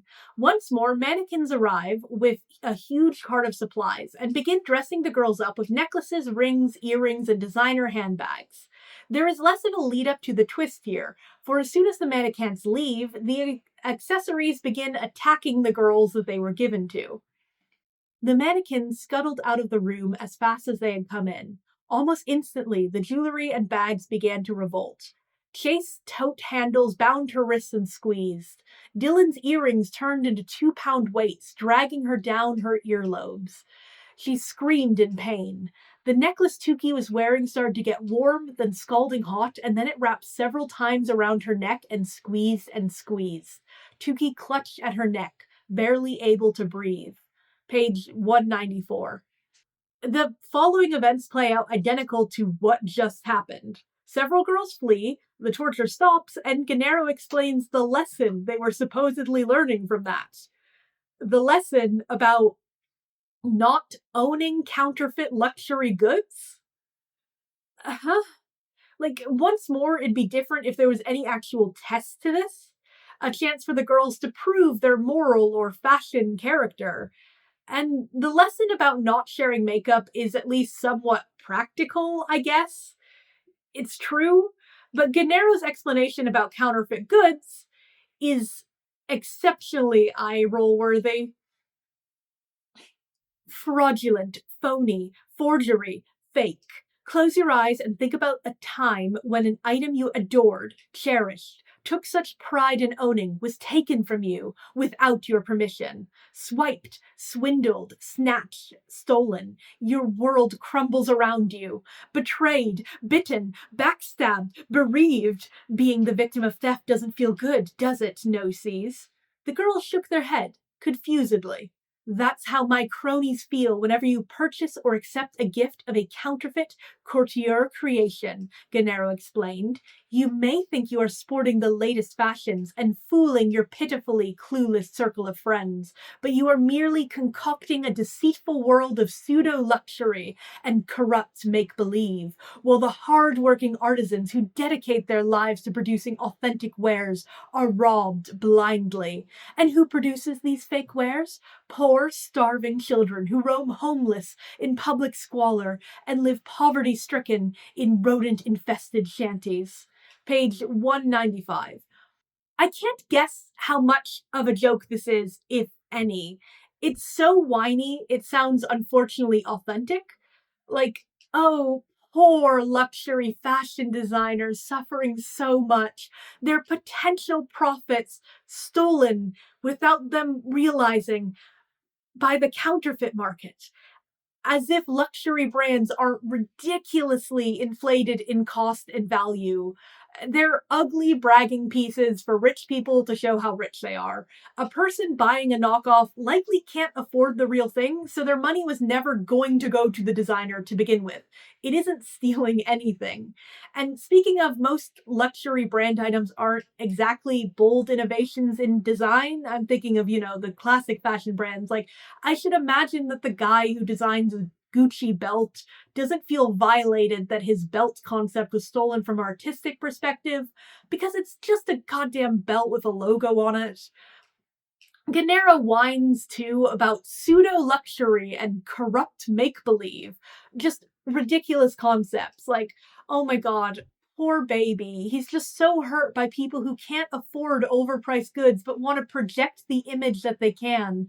A desire born exclusively from the industry he wants to protect, which insists designer products are a requirement for the fashionable and rich.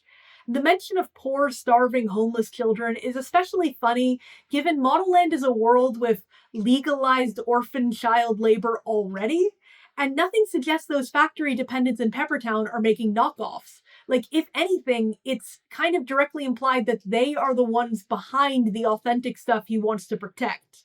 So I guess he cares about the legal homeless suffering child orphans, but if they're an illegal suffering homeless child orphan, that's no good. Is Gennaro meant to be annoying and hypocritical here? Perhaps. The line between parody and opinion, exaggeration and emotion is blurry. Phase 4 is piercings, and perhaps we ought to be thankful that the pattern of the last two is broken, because I do not doubt for a second Modelland would shy from describing needles and piercings ripping through the flesh of these young girls. Instead, a single gigantic needle appears from the sky and begins to move towards them as if in a sewing machine. Girls scream and run, but Tuki has learned the real lesson behind the THBC. Running was futile, so she remained completely still. It's from page 197. And that's right, girls. Don't resist or protest suffering. Endure. The needle begins piercing girls through the skull, causing them to scream and then disappear. When this happens to Tuki, she awakens in a featureless void and feels a million tiny appendages remove her clothes and put something else on her body. She spots other girls, each a floating head inside of a bubble. A huge door marked home appears, and they are helpless as they drift through it, knowing that this would, in theory, mean leaving Modelland forever. Except it doesn't.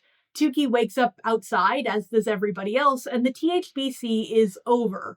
The floating head dimension inside of the needle is inexplicable and unimportant. Gennaro skipped doing Phase 5, which is a fashion show, and nothing comes of it. Tuki is now wearing her new uniform, her friends are there, and Zen Zen, the tour guide, is waiting to lead them to their dorm. What happens in each section of Modelland is often so disconnected from the next, and there's never room for the reader or characters to reflect on what the hell just happened. This is part of the horror and delight of the book. As bad Modelland is as a novel, it is non-stop. Something inexplicable is always about to happen, often important and often not. Sometimes the inexplicable thing will reoccur 300 pages later. Sometimes it will not. It is, at the very least, a creative book. Like, sure, all of its ideas are familiar, they're exaggerations of other ideas and tropes, yet the way Tyra Banks has arranged them is so wrong to what a normal mind would conceive of that it is fascinating. It is very, very easy to imagine a Modelland which works, after all. I talked about in the beginning. A magical school of models, the unlikely girl who gets in and has to find herself, whimsy, makeover montages, unlikely friendships. Modelland is just none of those things, but has grown on the bones of the conventional thing it ought to have been, and those bones are still there. The dorm building at Modelland is called the D. The inside is furnished in a mix of Gothic, mid-century modern, Art Deco, and laboratory styles. The girls are packed four to a room, with Tuki sharing her space with Shiraz, Kamalina, and Zarpessa. For no particular reason, the rooms appear empty at first, and it's only when one falls over then a bed manifests around them. And these beds slowly draw themselves into existence, including a blanket duvet which features an artistic rendering of the occupier's face. None of this is important or meaningful, but all of it exists regardless. When Zarpessa sits down on Tuki's bed, the blanket changes to her face, and Tuki just gets up to search for a new invisible bed, which is, for some reason, worse. The girls receive their censuras, the magic belts of immense power, of which we really don't receive much insight. Here's the introduction. The censuras are very, very special. The more you wear them, the stronger your powers become. Zen Zen accented the pows of pointed fingers, like she was shooting a pistol. Keep your tabs on these magic golden cummerbunds, Zen Zen said. You might have innate powers, but this is the only thing that can make the Bella magic happen. Page 204. The implication here is that the girls may already have vaguely magic abilities, no one does, and that there is some distinction between Bella magic and other types. Who knows? As much as censuras are occasionally present and appear oddly sentient, there's no mention when Tuki wears her of connection, how they work, or anything like that. I don't think that I could ever pick a second most inexplicable aspect of the book. We haven't started the pilgrimage, but that magic system in Centuras just ranks so high. You expect convention, as weird as magic sashes are as a concept, and the book instead acknowledges your expectation and then darts away into the bushes. Zen Zen explains the girls are only allowed to keep 2 items from home. Tuki keeps her journal, and I skipped this subplot initially, so let's roll back a second. Tuki has a crush on a boy from her school named Theophilus Lovelaces because he acknowledged her existence once. Theophilus is class president and Zarpessa's boyfriend. Tuki has a pin which once read "Vote for Love," but the letters wore away and warped in trash juice until it read Took. Tooke. Tuki. This is her second prized possession, which she hides from Zarpessa by running into the hallway, pulling a plant off the wall, and sticking it on her button. This plant will turn out to be a magic pocket capable of storing countless items.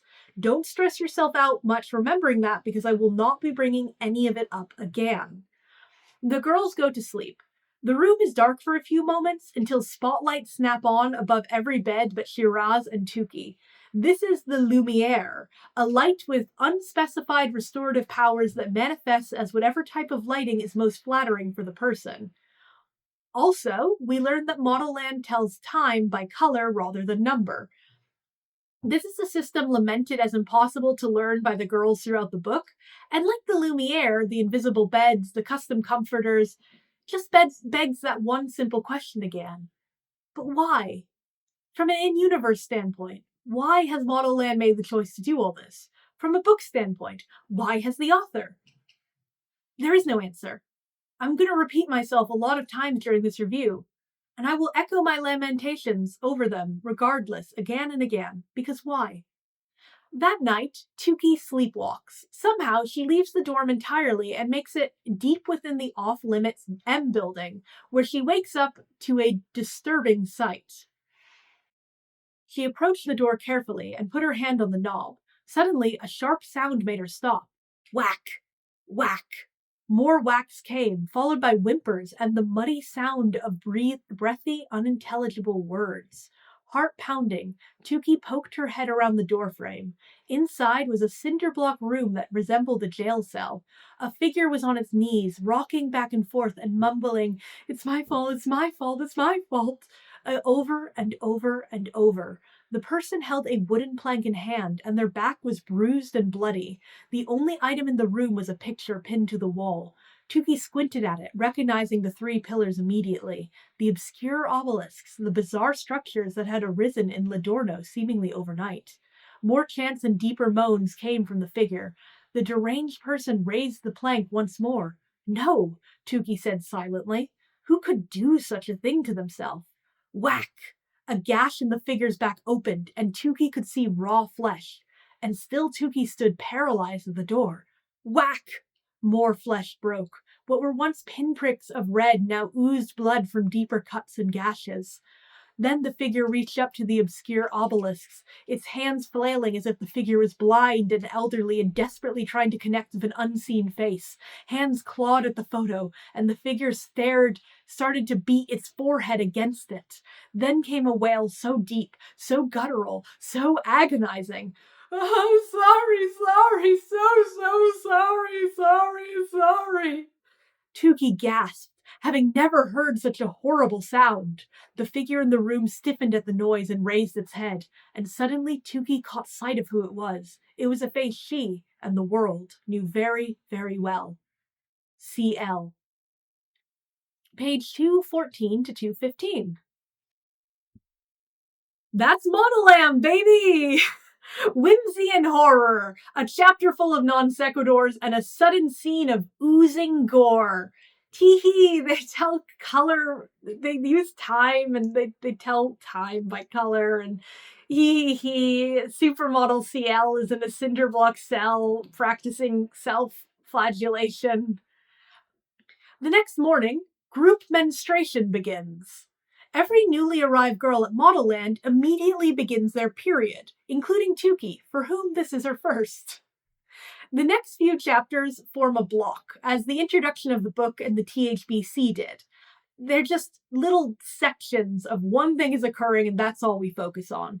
Tuki attends several classes in sequence, and while each has its own delights and horrors, little of what it is and occurs ever reoccurs or matters. So her first class is Kara Kara Kara, which is said to translate as face, face, face, as Go Diane. The best guess on like I've heard on my Spanish Gaudian, is like, why is it that language? Is maybe because of the Catalan architect Antoni Gaudi. But I think that might be too deep a pull for Tyra Banks. It's just one of the really weird name choices. Anyway, the teacher for Cara Cara Cara is Guru Pacifico from Texcoco, which is, of course, some form of Texas and Mexico by the sound of it. Guru Pacifico has rubbery facial features. The class has a simple premise. It's about practicing facial expressions and controlling them. Models need to be able to emote as needed while still remaining neutral and controlled, so I can understand how this is a class at Modelland. What is troubling is the way that this is taught. The girls are shown images and then told to make an expression opposite to how they feel looking at it. Naturally, the very first image, which manifests in 3D, including sound and sensory details, the very first image they're shown is of a two-headed vulture picking at a child's eyes. Further images include a steaming pile of rotting food, an earless baby rabbit abandoned by its mother, boys mooning a busy highway, the figure of death steadily approaching, and a dead cat giving birth to an octopus on an abandoned road. Hey, why does this class begin with nightmare fuel? How much worse will it get over the course of a year if this is year one, day one material? Modelland's policy truly appears to be inflicting psychological and physical torture first, education second. All of this is reacted to as upsetting, but also on par with seeing a nasty foot infection, and never with any added context of, hey, it's fucked up that my school is forcing me to look at this. Tuki performs particularly bad in this class, and laments more if she really belongs at Modelland. He worries about the rumor that she might be sacrificed or tortured in dreadful experiments, ending the chapter fearful that she might be a human guinea pig. And these fears of torture and experimentation just feel so surreal when presented after Cara Cara Cara, which by Tuki's metric is not torture or a weird experiment. She fears these hypotheticals so much, it is the only real driving force of the plot throughout the rest of the book, yet remains so blasé about her present reality of cruel and unusual treatment from the school. After class, the statue of the Belladonna outside the classroom, which, by the way, is a levitating, rocking pirate ship, animates and peers through the window, informing them that their sudden group menstruation will be the final menstruation that they ever experience. Okay. The next class is Run Away, hosted by Guru Gurnero. The class teaches runway walking, and the twist on it is complicated. CL is brought in to demonstrate, which Gurnero regards with hostility. CL seems frazzled, and she bursts into this improv spoken word poetry at the sight of Tuki and her friends. A colorless girl in a colorless world, now stained crimson because of her quest. A microscopic lass below the criterion, journey aborted, but soul cannot rest. A Rubenesque damsel surrounded by twigs, her lush carcass devoured, insects infest. Their crony, elected exemplar of excellent, had failed them, whose soul demons now do possess. Page 235 to 236. Everyone is befuddled with this, with the friends mildly annoyed by the implication that they're dead or infested of bugs more than anything else. Like, they're just kind of like, how dare you say that I'm a dead body? More than they question, why is she saying this? Before anyone, though, can question or comment on it, Shiraz notices that one of the giant Belladonna statues is moving outside. It crouches down until it's staring through the window, and it begins to torture CL. Then a crackle filled the air. Suddenly, a bouquet of roses protruded from CL's lips. Everyone screamed except Gennaro, who looked quite pleased. CL wrenched the flowers out of her mouth, but a large rose bush popped out next. She struggled to remove the bush, trying unsuccessfully to avoid the thorns. After that popped out, a purple orchid plant, then a mess of daisies and dandelions, then a bunch of springy tulips, then ivy. It was a long magician's scarf of flora, all of which CL yanked from her mouth and tossed disdainfully to the floor. She sneezed, and greenish petals shot out of her nose. Gennaro sniggered. "Looks like the Belladonna wants to pretty up that foul mouth of yours, body girl," he said, eyeing CL's body up and down with disdain. All right, CL yelled toward the window at the Belladonna statue. "I'll stop reciting poems, I'll teach you Gennaro, I'll do whatever you say, just stop this." The statue blinked placidly. CL coughed and reached into her mouth and yanked out a perfect miniature bonsai tree. She glowered at the Belladonna statue. "I know what I did, okay? I know I was wrong. I will comply, I will obey, I will do what you ask of me." This seemed to satisfy the Belladonna, who straightened up and resumed her position in the O. Page 237. Like the general discomfort in the horrors of Kara Kara Kara, what just happened is treated as mildly upsetting in hindsight. A bit strange, a bit weird, but no one reacts like a normal person would. Gennaro immediately begins class, and what occurred is forgotten. The god queen of the school just used psychic powers to torture a girl with flower vomit, and no one is thinking, this school might not be worth the modeling degree. Runaway class is a class about runway walks, and CL performs for the class, strutting down the runway, stepping backstage, and emerging immediately with a new outfit. She does this several times, and then the secret is revealed. While the girls saw her calmly walking, she was actually running at super speed, rapidly changing her clothes and running back. Her censura hypnotized them into seeing otherwise. Gennaro explains there's no such thing as backup dressers, as one expects in a fashion show, and that all models instead use this hypnosis superspeed trick instead. Why? I don't know. No one knows. Shiraz even asks what the point of lying like this is, and Gennaro explains the mere act of having a weird secret like this adds allure to modeling. None of this makes sense, even a book which on a whole doesn't, because the basis of this is an observation about the speed in which models change outfits during shows. This has been exaggerated to some joke in which, rather than teens behind the scenes, the models are using super speed to get change. And then for some reason, they are also sprinting down the runway and hypnotizing viewers into thinking they aren't. And this is a secret from the general public. And it's a secret that no one knows. It's so secret no one knows about it, meaning it isn't actually adding allure because everyone just thinks that the logical thing is happening. So it doesn't make sense. Everyone gives it a go, though, with Tuki once more proving the absolute worst. Gennaro continues to sassily admonish the girls with far too much glee. Here's a line from our friend Gennaro. "Girl, you look like a squirrel stuck in the middle of a busy street trying to avoid being crushed. Hell, if I had a car right now, I'd make a point of running your little ass over." Page 242. At the end of class, Zarpessa taunts Tuki about her bad performance and reveals that she stole Tuki's censura that morning and replaced it with a strip of identical golden fabric. This is why Tuki has been struggling so much in class. This upsets Tuki, but she then just goes back to her dorm in between classes, retrieves her actual censura, and puts it on before the third class, and her censura will never come up again. And there's no mention like she put it on and she finally felt a wave of no, she just goes and gets it and puts it on, that's it. The final class is mastication, which is also lunch period. The building is made of bricks of bread, the supports are kebabs, the grout is cream cheese, and the windows are frozen soda.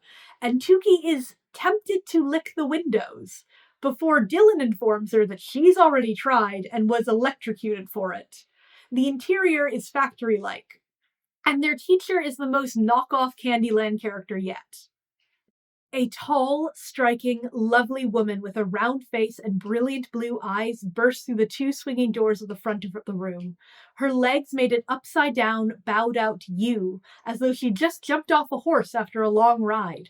Her arms are extended, as if she were still holding the reins. She wore a tool belt filled with bright, shiny copper knives, ladles, tongs, and spatulas, and a chef's apron that had all kinds of food. Cobs of corn, veggie sticks, blue corn tortillas, and prawns still in their shells with the heads attached, stitched into the fabric. The walking buffet didn't stop there. She wore armbands made of roasted garlic. Her pants were made of a burlap potato sack. Atop her head sat a hybrid of a chef's hat and a cowboy hat, filled with tiny bags of spices. And her hair consisted of long, tube-like food items, strands of spaghetti, whips of licorice, blades of wheatgrass. She sat down on the edge of her desk, nibbling on her hair, saying nothing. Page 249 to 250. All of this feels far too childish and playful to appeal to teenagers. The teacher is Guru Lauro Brown, who is painfully Australian, or in this book, from the land of Didgeridoo. And then this occurs. More girls spilled into the room. Something whipped past Tuki's ankle. It made a teeny boing sound, like a bug on springs. Finally, Tuki spotted one standing still on a table. It was a small mouse-like thing with pointy ears, a long tail, and a slit across its belly. Excuse me? Zarpessa screamed to the guru, who didn't seem alarmed by the chaos. This classroom is infested with vermin. The guru chuckled. Nah, they're just rude jerky.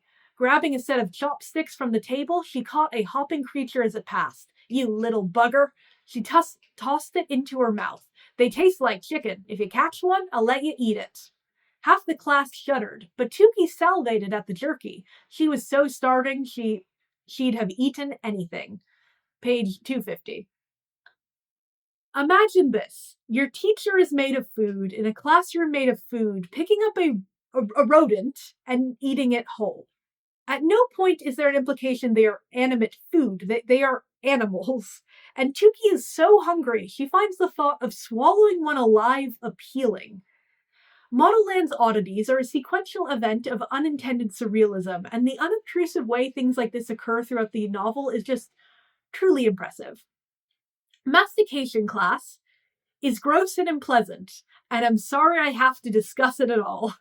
Lauro goes about grabbing each girl's tongue with her fingers, declaring what their favorite food is. For Zarpessa, she declares something expensive and then pauses, adding Zarpessa enjoys discarded foods, room temperature, slightly decaying tastes. Very much homeless foods, is what the teacher says. And this is that puzzling detail the book just likes to reinforce, that Zarpessa is secretly homeless and survives off dumpster food, but she loves it. She desires nasty, rotting food more than regular meals. And I suppose this is some takedown of her as like a generic mean girl of the book, but not only is she shamefully lying about being rich and she has to eat garbage, the book further wants to just make fun of her by going, she craves that garbage. She loves it. It's odd.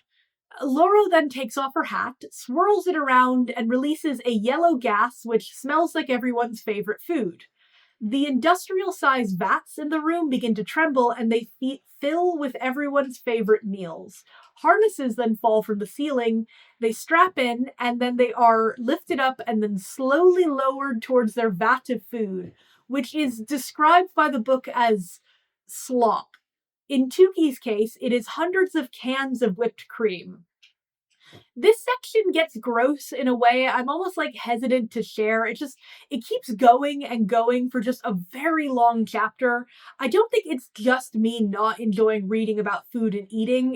It's okay. Let's go. Tuki grabs some cans, inverting them and squeezing endless streams of whipped cream into her mouth. Then she did it again and again and again, tossing spent cans to the side and reaching for new ones right away. In no time, her face was covered in cream, her brand new Modelland uniform slopped of goop, and her arms dripped with dissolved froth. The class continued to gorge with gusto. Dylan closed her eyes and slowly relished every bite of Boo Big Teak pie, laughing like a lunatic after each swallow. Chase slurped the pomegranate juice. Zarpessa struck her entire face into a brew of fish chunks, clumps of old spaghetti with coagulated carbonara sauce, half-eaten sandwiches, and gooey yellowish rice. The vats of food tipped over, the contents spilling onto the floor. The Bellas groaned in unison, still unfulfilled. The empty vats rose to the ceiling and hovered there, and the harnesses released, spilling the girls straight into the food slop. Almost everyone, even Tuki, recoiled at the blended ingredients. Only Zarpessa crawled hound-like on all fours, her head down, scraping the floor to retrieve the vile vitties with her tongue and incisors.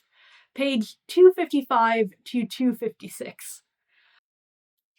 I believe Tyra once more considered this somehow fun and whimsical, but this section really reminds me of fetish content. A mess is a whole kink, and I never say that with judgment, I don't care, but I think it is wholly unintentional by the author.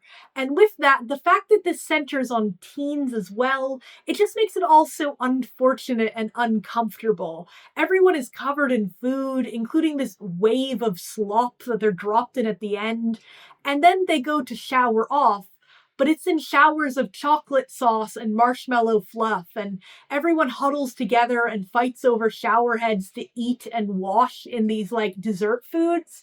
Emphasis on the food mess covering their bodies in uniforms is repeated, and they are just all ecstatic by the experience. Would you be? I find all of this repulsive. I wouldn't eat my favorite food out of a vat. I wouldn't trust a shower to deliver me sauce. I wouldn't want to be submerged in it, especially fully clothed.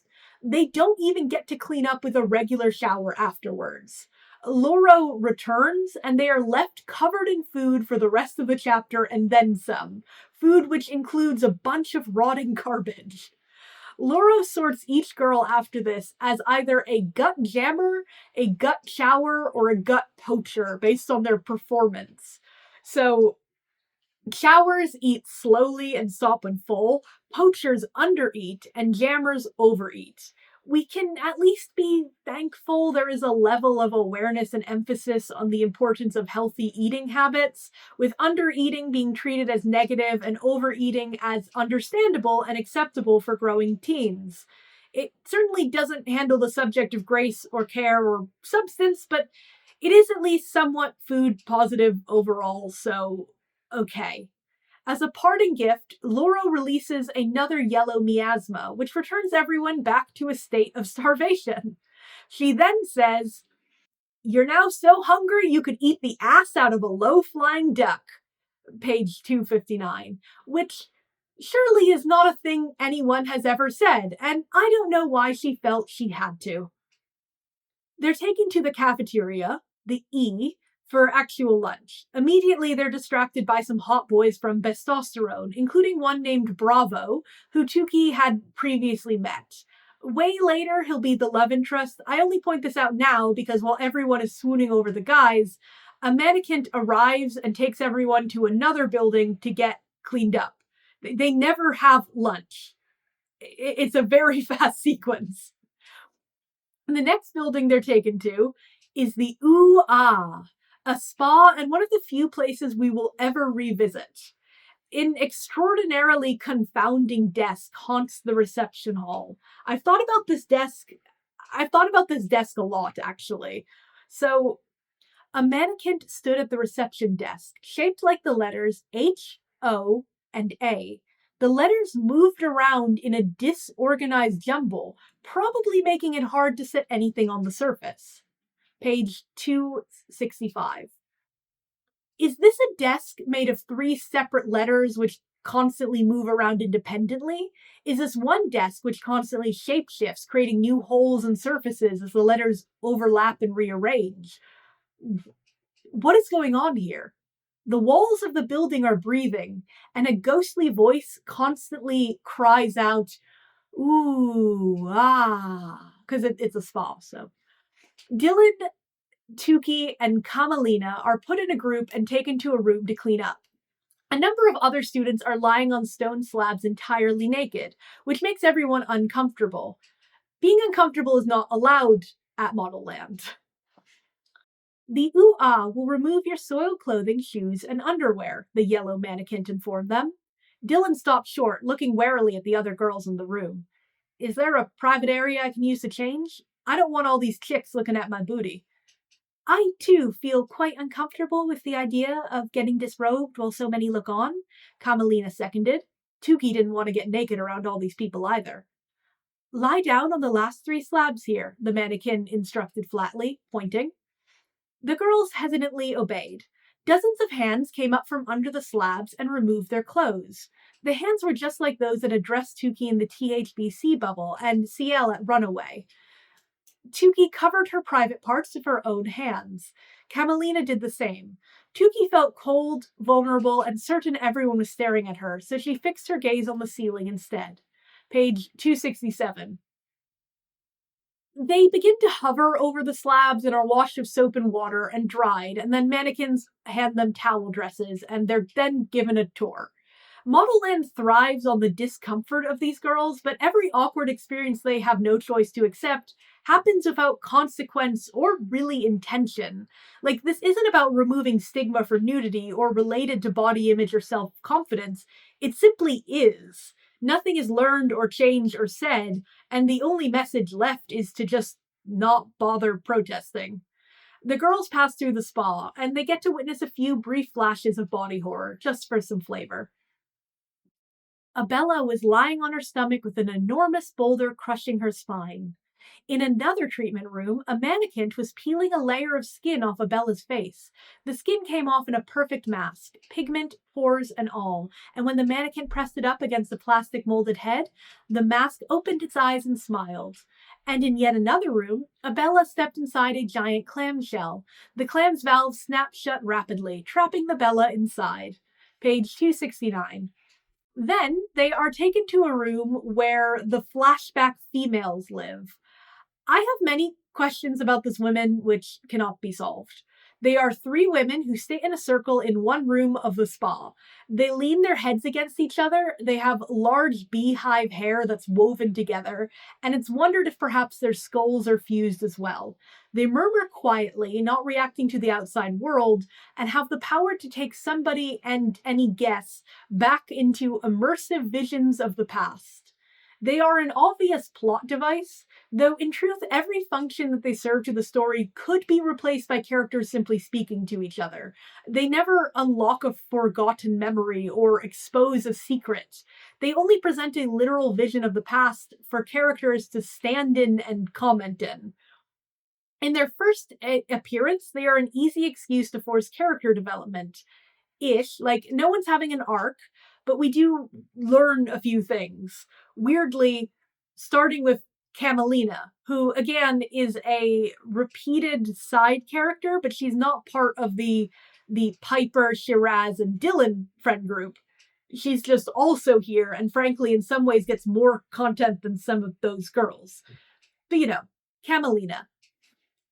Kamalina, she might not be part of the main crew. She does, in fact, receive far more exposition than Dylan or Tuki in her flashback. It is the longest one. So Kamalina is from a wealthy family, as her mother is a successful Bollywood equivalent star. It's Chakra, so it's probably like Chollywood. For some reason, they don't even bother doing that. She feels bad being so rich when everyone else is extremely poor, so she secretly gives items away to a nearby family of 24 people. One day, she announces that she has gotten the entire 24-person family speaking parts as extras on her mother's next film. The flashback jumps forward. When I say 24 people, I should say it does include extended family, but they all live in one tiny shack. For some reason, the film is shot in not Paris, under the not Eiffel Tower, but the 24-person family is performing in front of a backdrop with artificial rain and thunder. So the Eiffel Tower, the not Eiffel Tower, is just over there, a little ways to the side of this huge backdrop that is entirely blocking it out. And for no reason, as a 24-person family is doing their performance, the backdrop tumbles forward and kills everyone in the family except for an 8-year-old girl. And the 8-year-old girl is adopted by Camelina's family, but she runs away after a week and is never seen again. After all that, Camelina installed her head bangor directly into her scalp as a way to drown out her guilt, and she wishes that she never tried to help them. Camelina's tragic backstory is so over the top, it's absolutely beautiful. Like, we don't need to know any of this, but here it is. How heavy was that backdrop that it instantly killed everyone? And as much as it makes sense for Camelina to blame herself as she got the family the job, 24 people dying in an accident is such overkill, it can only feel comedic. One person in a random accident, okay, it's not your fault, but sure, carry that guilt. An extended family of parents, cousins, grandparents, aunts, uncles, and children perishing to a movie backdrop? Girl, I think that one is on the production company. The flashback females abruptly end the scene and begins Dylan's traumatic backstory. So she's 6 in the scene. She's talking to her father at the playground, and it escalates unfathomably fast. It's incredible. I'm going to read the entire scene. It's one of my favorite things in this book. Dylan's dad picked up 6-year-old Dylan and placed her on a slide. He pushed her on the swing set and helped her up onto the monkey bars. But it all seemed too much for him. Winded, he kneeled down to his daughter. Dylan, my baby girl, Daddy's little girl. Daddy's gonna have to go somewhere far away, very, very soon. On a trip? Young Dylan asked. Can I come? Afraid not. There were tears in her father's eyes. And before I go, I just want to make sure I say something to you that I want you to remember always. He cleared his throat. Dylan, baby, Daddy wants you to know that you are beautiful.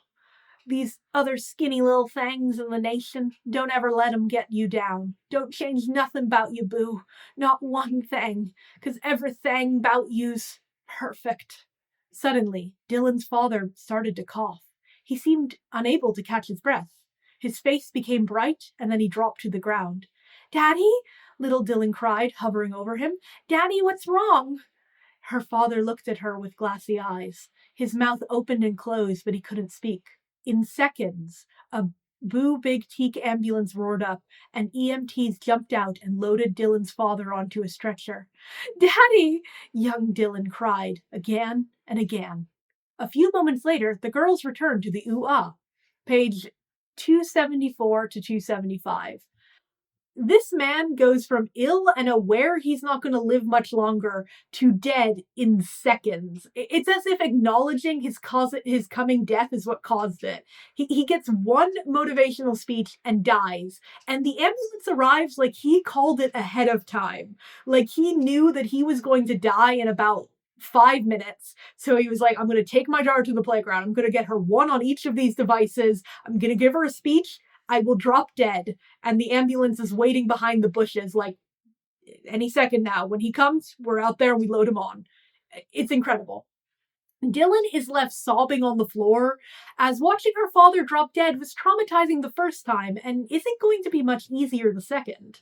Tuki looks to Dylan, and the flashback females psychically advise her to leave Dylan alone, as pain is part of the healing.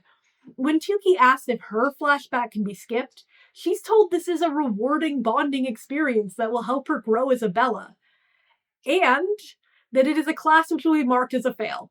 Yes, reliving trauma in the spa with a handful of classmates you met yesterday is in fact a required course at Modelland.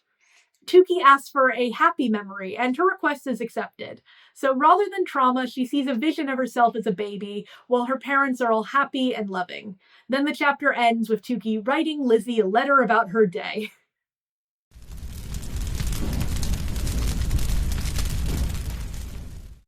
I had to take a long hiatus halfway through this review, and I really feel like I would struggle to return after so long to any review except Modelland. Like, I did not forget anything about Modelland. I don't really read other books when I'm writing reviews because I want to keep my thoughts focused, and my thoughts on Modelland have not changed. They did not change. I still do not know how to describe Modelland. Maybe I like it more after that break. Its audacity and its inscrutable madness. Maybe I feel the weight of its tropes and repetition more than ever. I don't know, but I do know. Modelland is everything and nothing, and it's here to welcome me home. Because the next section is the pilgrimage. Halfway through the book, we snap back to the outside world, to Creamy and Miracle, to a precious few chapters of truly beautiful madness. Down at the base of Modelland Mountain, a location known as the Diabolical Divide, a group gathers for a pilgrimage which has always proven fateful. Fatal, in fact. These include Creamy and Miracle, the beautiful Jessamine and her mother, the hairy Abigail and her hairier mother, an older woman named Lynn, and a singular pancreas-hungry lizard monster. When the women see this scaly-skinned, beady-eyed, sharp-toothed man, they sidle away slightly and whisper about how weird it is for a man to be going on this trek. Maybe if he was a cannibalistic lizard woman, the others would have freaked out, but they'd still probably just remark on how it's no surprise she was rejected by Modelland. Their guide, named Kamata, arrives. He's apparently the best guide on the market for this, total party kill mountain journey, which means he's either ushered leagues of women to their deaths and snuck away, or it's his first time going. Before leaving, he gives everybody unlabeled medication. He opened one of the breast pockets on his jumpsuit and retrieved a plastic bag containing several dozen pills. He poured the entire bag into his mouth and swallowed all the pills with no water. He motioned for the group to line up in front of him. "Time for antibiotics, venom blockers, and miasma inhibitors," he said, placing a plastic bag of pills in each pilgrim's hand. "Swallow them if you want to survive the bites and other deadly forces that lurk on the divide. If you refuse, you're asking for certain death the moment we pass the first junction." The entire group gulped down the pills. Kamata stuck a needle into his rock-hard butt, injecting a thick, murky liquid. "A booster," he explained. Again, the pilgrims lined up as they were told. Jessamine recoiled from the acidic burn of the needle, plunging deep into her backside. Page 284. I don't know if I need to say this. Never accept a plastic bag full of several dozen pills from a stranger, and definitely don't let him stab a burning needle into your ass afterwards. When it comes time to give Creamy her shot, she also insists that Kamata injects her beloved plastic doll as well. Sometimes, often, always, Modelland is so ludicrous that it's just impossible to take it seriously, even as a comedy. The chapter actually ends right there before the climb begins, and then the story resumes nearly 60 pages later. There are 4 chapters total throughout the book detailing the pilgrimage, and each one of them is only 2 or 3 pages long. They are placed throughout the main plot line with no relevance to the section of the main plot they're interrupting. We're just going to look at it as a whole. So, here we go. When we return to the pilgrims, it is months later, and they have become harrowed and scarred by the journey so far. Each wields makeshift weapons to guard against things called tumble terrors, these never-seen creatures which have torn into Abigail's legs, bitten off one of Lynn's fingers, and extracted a 3-inch chunk from Abigail's mother's shaggy buttocks. That's an exact quote from page 358. Which, as an aside, Abigail and her mother are such bizarre and cruel mockeries of women with body hair.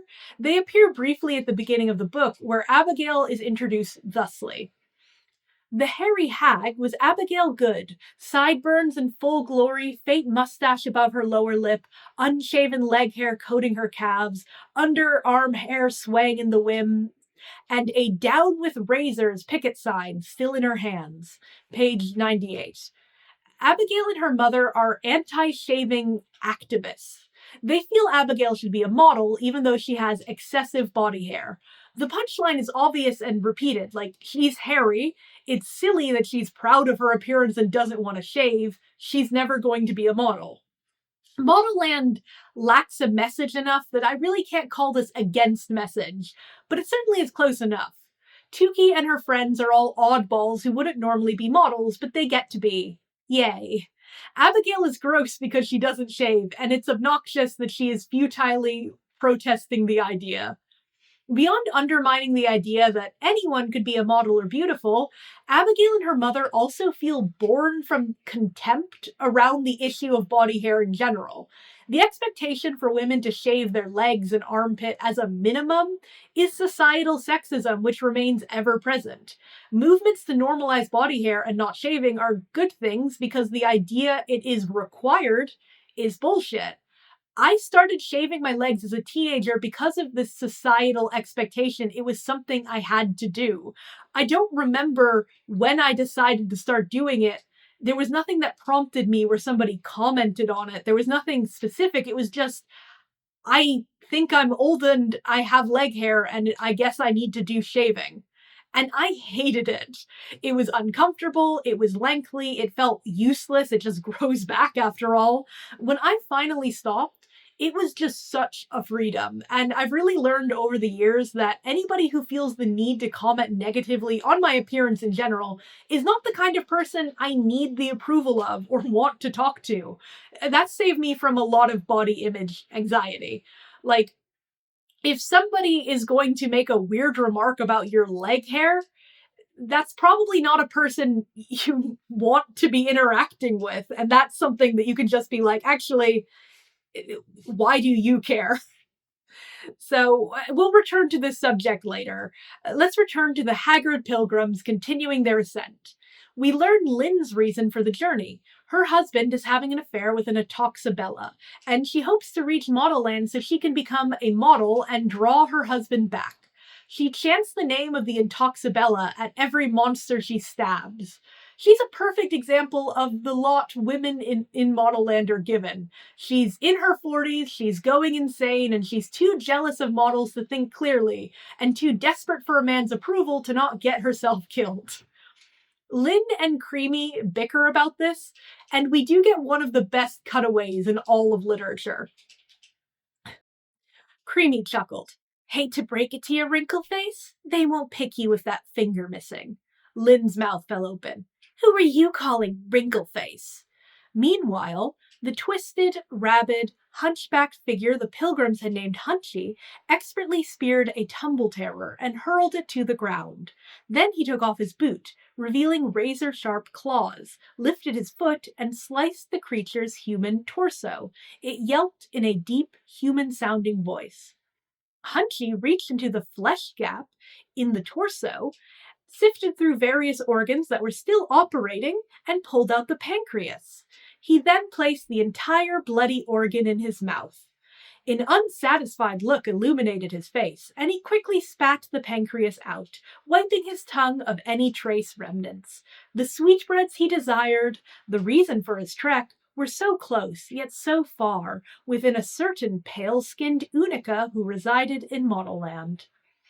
Macy Kamada slid his backpack straps over his shoulders and glared at the group. Okay, today marks our passage through the first level of the barrier. Page 359. The moment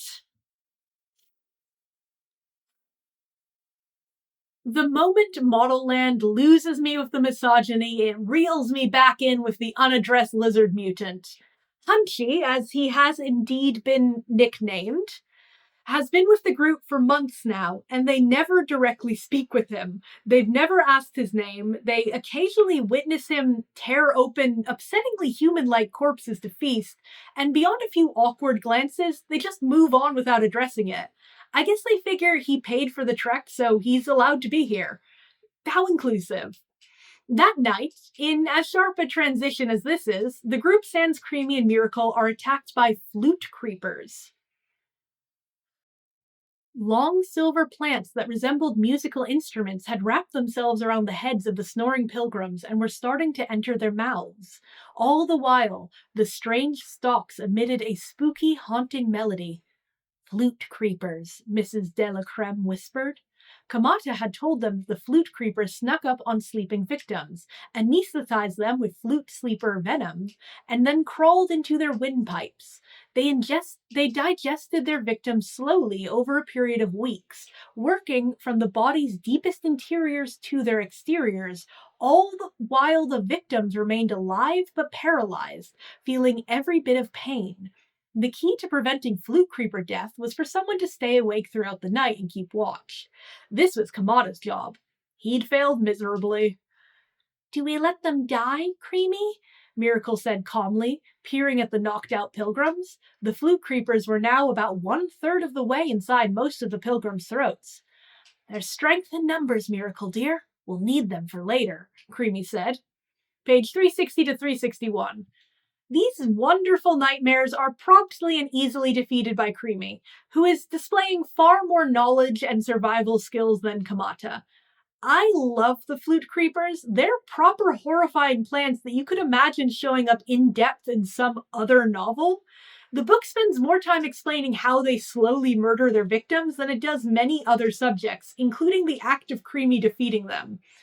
We then leap forward many more weeks into the pilgrimage. No one has yet to die, that'll come soon, but the way the pilgrims are described is like something out of a historical account of war.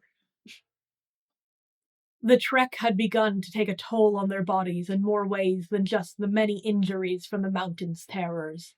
Dark circles surrounded their eyes. Clumps of dirt clung to their hair, and their ashy skin was covered in bug-bite welts the size of silver dollars. They'd all lost quite a bit of weight, their clothing now hanging off their bodies, the bones of their spines jutting out from under their shirts. They walked stiffly, their muscles having broken down long ago. Occasionally, one of them stumbled and fell. It was taking longer and longer for them to stand up again. Page 392. Creamy assumes control of the group from Kamata. They acknowledge Hunchy briefly, but he continues to just feel like a wacky sitcom neighbor more than anything else. Lynn glanced over her shoulder. "Quick, let's hurry up before you-know-who comes back." But it was too late. Hunchy's arms suddenly split open the bush. He stepped through, wiping his mouth of what appeared to be blood. Lynn shuddered. Page 393. Kamata suggests the group head to a bathing hole nearby to rest, but it is clear that he is saying what Creamy wants him to say, including that supposedly the center of this pond is reserved for only the purest beauty. This causes Abigail and Jessamine to race towards the center, with Jessamine reaching it first. Then, the skulls emerge. Skulls. Thousands of them. They bobbed on the water, forming a perfect circle around Jessamine. But Jessamine was trapped in the center of the pond by the skulls. Mina grabbed a tree branch and extended it towards her daughter. "Come with me, Jessamine. Come!" Then something rose from the water, taking Jessamine's mother's breath away. A muck-covered creature as tall as a giraffe. Its body was made of dozens and dozens of human arms, and its head was a mash of ancient musical instruments contorted into an evil, hungry-looking array of sharpened, sideways-turned cymbals for teeth, hollow eyes made of tuba bells, and a steaming nose made of pipe organs. "Pond monster!" Jessamine screamed. She tried to paddle away, but the monster scooped her up and took a large bite out of her torso, carefully avoiding her arms. "No!" Jessamine's mother wailed. She tried to fight the monster off from the shore with a stick, but it was like fighting a dragon with a toothpick. Useless. Page 395 to 396. This is perhaps the most casual child death I've ever experienced in fiction. There's something about how late the whole torso bite comes in on that sentence that diverts from what it means. It doesn't really sound like Jessamine is dead yet, but she is. The mother cries no, but nothing surrounding the evisceration of the 14-year-old gives weight to what has occurred. The scene continues, but I feel the need to divide it for reasons that will be very obvious. The monster tossed Jessamine's head and thrashing legs into its cymbal-toothed mouth. Then it set its sights on her mother. Hunchy howled wildly at the sky. Mina spun around and ran, but the pull of the water was too great. The pond monster caught her after only 2 steps. With its empty hand, it grabbed her. It ate everything but her arms, just as it had done with her daughter. The monster carefully placed mother's and daughter's arms on its head, and they suddenly came to life, skillfully playing a haunting melody on the monster's various instruments. Everyone screamed, and when that was done, the pond monster stomped its foot, sending a tidal wave to the shore, and eyed the group, spotting its next prey. Miracle.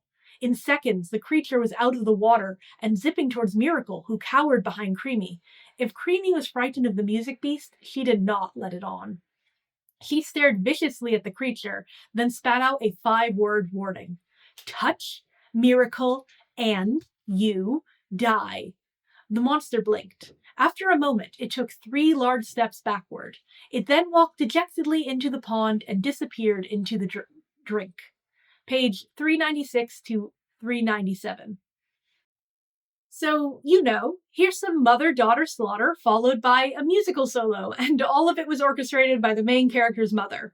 This is not the last music-based monster, and this is not the last murder Creamy will cause or commit in cold blood. Our final check-in on the Pilgrim sees Creamy elevated further into power, now forcing the others to carry her and Miracle in a sedan chair despite their general starvation and disease. They come to stop at a field of flowers and spot several gravestones. These are likely tied into the broader lore of Modelland, lore which is not explored in this book but would have in the future. Perhaps they're an explanation for why so much of the mountain's horrors are musical-based, for each gravestone has the name of a dead muse. Muse melodica, Muse prancia, Muse chromia, Muse dramacia, Muse fabricia, and Muse chitechia. These seem linked with various schools of art. They are clearly references to music, dance, art, drama, fashion, and architecture. Perhaps this was setting the stage for Modelland's true backstory and the 6 muses who died founding it as a safe haven of expression, where all of these other pillars have fallen aside over time, leaving only Fabricia, the fashion school, as the only one left, but it was meant to be more of these. We'll never find out. What happens here and now is that Lynn touches one of the gravestones and sets off a trap. The headstones begin to glow, the ground shakes, and everyone hears the sound of hundreds of approaching feet. But that sound is immediately drowned out by Abigail complaining. She's chosen now to scream at Creamy for how overbearing she's being.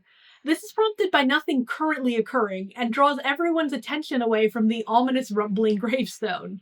It seems like the best way to understand why Abigail has done this is that Abigail has gone mad, as is the fate of all women. What happens next is a lot, far too much, even for this book.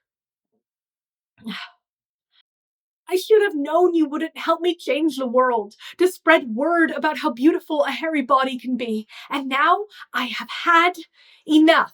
Harriet ran over to Abigail and tried to soothe her, but Abigail scuttled towards the rocks and picked something shiny and metal. It looked like a dagger. What are you doing, baby? Her mother asked. From the look in Abigail's eyes, it was clear she couldn't hear her mother. Her mind had gone elsewhere. Abigail yanked at her soiled clothing, pulling everything off. She stood before the pilgrim stark naked. She gripped the shiny dagger. Abigail, baby, Harriet pleaded. Please don't hurt yourself. We can change the world, get them to accept our kind. Abigail brought the knife to her chest. No! Harriet screamed, but instead of impaling her body with the weapon, Abigail began to scrape her body with it. A tuft of her thick underarm hair tumbled toward the ground. With lightning speed, Abigail shaved her sideburns, her arms, her most private of parts, and then her legs. She finished by removing all the knee-length black hair from her head. Every trace of her hair, eyebrows included, was gone and lay in clumps at her feet. Why? Harriet wailed. She could barely stand. Lynn held her upright. Mom, I am giving it all, minus the portions deemed inappropriate, to hair for pitter-patter, Abigail said calmly. Now that she was completely without hair, the group could see Abigail, the Abigail who had been hiding all along. Pretty, Hunchy slobbered, ogling Abigail. The organ eater was wrong, though. Abigail was not simply pretty. She was out of this world, breathtakingly beautiful, absolutely, undeniably, soul-stirringly stunning. Kamata smiled at her for the first time since the journey began. Creamy's expression, however, was the polar opposite of those in the rest of the crew. With Jessamine out of the way, Miracle had become the most stunning girl in the group, but now, with countless flicks of a makeshift razor, that was no longer the case. Creamy shot Abigail a jealous look of death. Page 417 to 418. So, Abigail is like 15.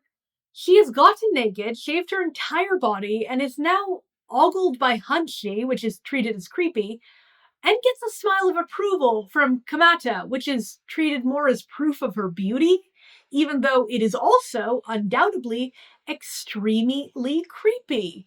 Like, good news, everyone! This 15-year-old girl having a mental breakdown is sexually attractive to adult men and cannibal lizards. This is perhaps the most audacious, bizarre scene in the book. We're only halfway through, but we need a breather because we should talk about body hair again. None of what just happened really makes sense if you think about it. Like, Abigail is tired of Creamy and says Creamy isn't going to help show how beautiful hairy bodies can be. This is prompted by nothing, and in response to this feeling, Abigail shaves off all of her hair to donate to charity.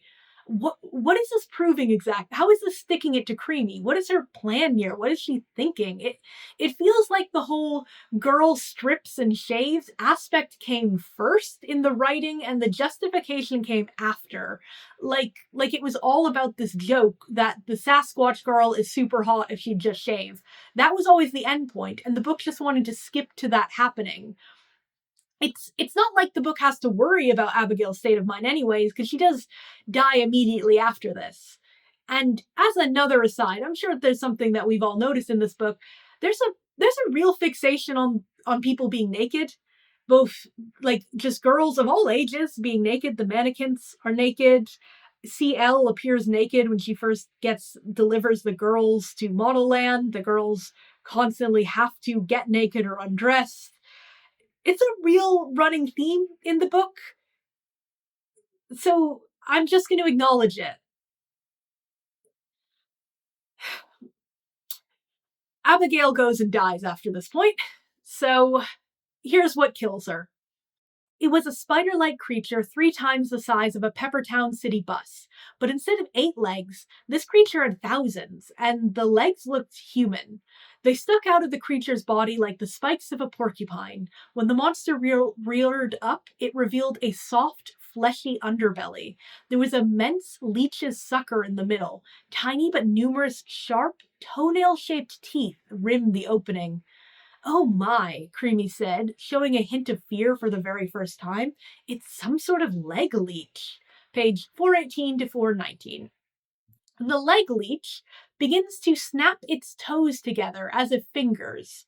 It appears delighted when the others join in and motions for everyone to begin snapping with both hands. When Lynn, who lacks her middle finger, can't manage it, it attacks. The creature contorted, then reared back, exposed its toenail sucker mouth. A forked tendril extended from the center. 2 sharp, toenail clipper blades on the end of the fork made scissoring action, slicing both Harriet and Lynn at their hips. Page 420. Nice. The monsters are one of my favorite aspects of Modelland for many reasons, and one of them is how effective they honestly are as horror. They are incredibly goofy. They're made of musical instruments or really focused on keeping rhythm, but their bodies are horrific to picture. They're composed of these mutated and harvested human flesh and who knows what else. Yet they're also so over the top in their design, they remain oddly childish. Like the leg leech with its toenail teeth and its snipper tongue is both a nightmare and undeniably comedic. And all of these monsters brutally, instantly murder people. And all of them also come with this eerie implication of long-lost humanity. Not just that they're harvesting parts from people, but that they, like the tumble terrors with their human cries and human torsos, might have begun as human once. The leg leech begins to waltz, and Miracle dances back. The leg leech retreats joyfully at this, appeased. So that isn't actually what kills Abigail. Because then, for absolutely no discernible reason, the gravestones begin shooting fireballs. Creamy tells Kamada and Abigail to run into one, and they do, and they just instantly die. More fireballs appear, aiming for Creamy, Miracle, and Hunchy. And this is what occurs. 4 fireballs rage towards the group, one for each of them, even Bellissima, the doll. Miracle and Creamy ran one way, and Hunchy ran the other. The fireballs landed, throwing massive sparks everywhere. And then, silence. After a few minutes, Hunchy opened his eyes. He wiggled his toes, moved his fingers. He was still alive.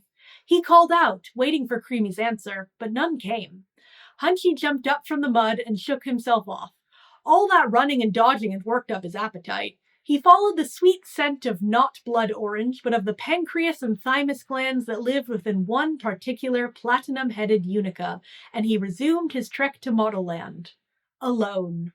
Page 421 to 422. And so ends my favorite section of Modelland. Creamy and Miracle are implied dead, while Hunchy lives. As alluded to, however, this is the last time we will see or hear of the Lizard Man, or the Le Gizzard as a concept. Hunchy spoke once. He growled and howled a few times, and had no involvement with Creamy's premeditated murder of at least 4 people. Creamy and Miracle will return, but the events of their trek will not be discussed or matter. The main character's mother, being a cold-blooded serial killer, is simply not relevant to the plot. So it goes in Modelland.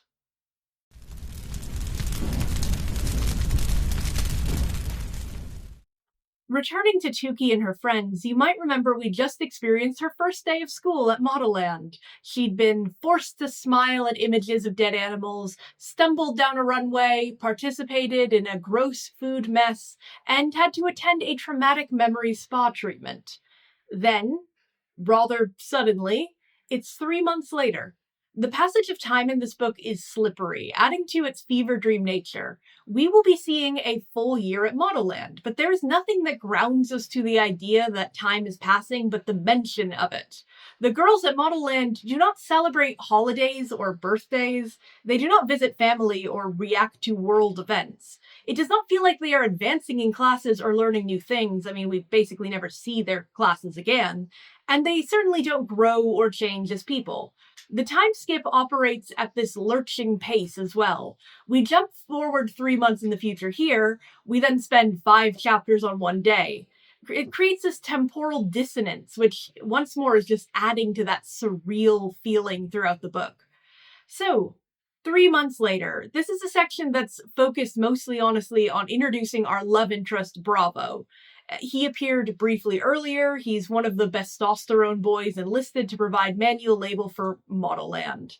The romance between him and Tuki is, like Modelland itself, perplexing to the degree it throws off my typical metrics.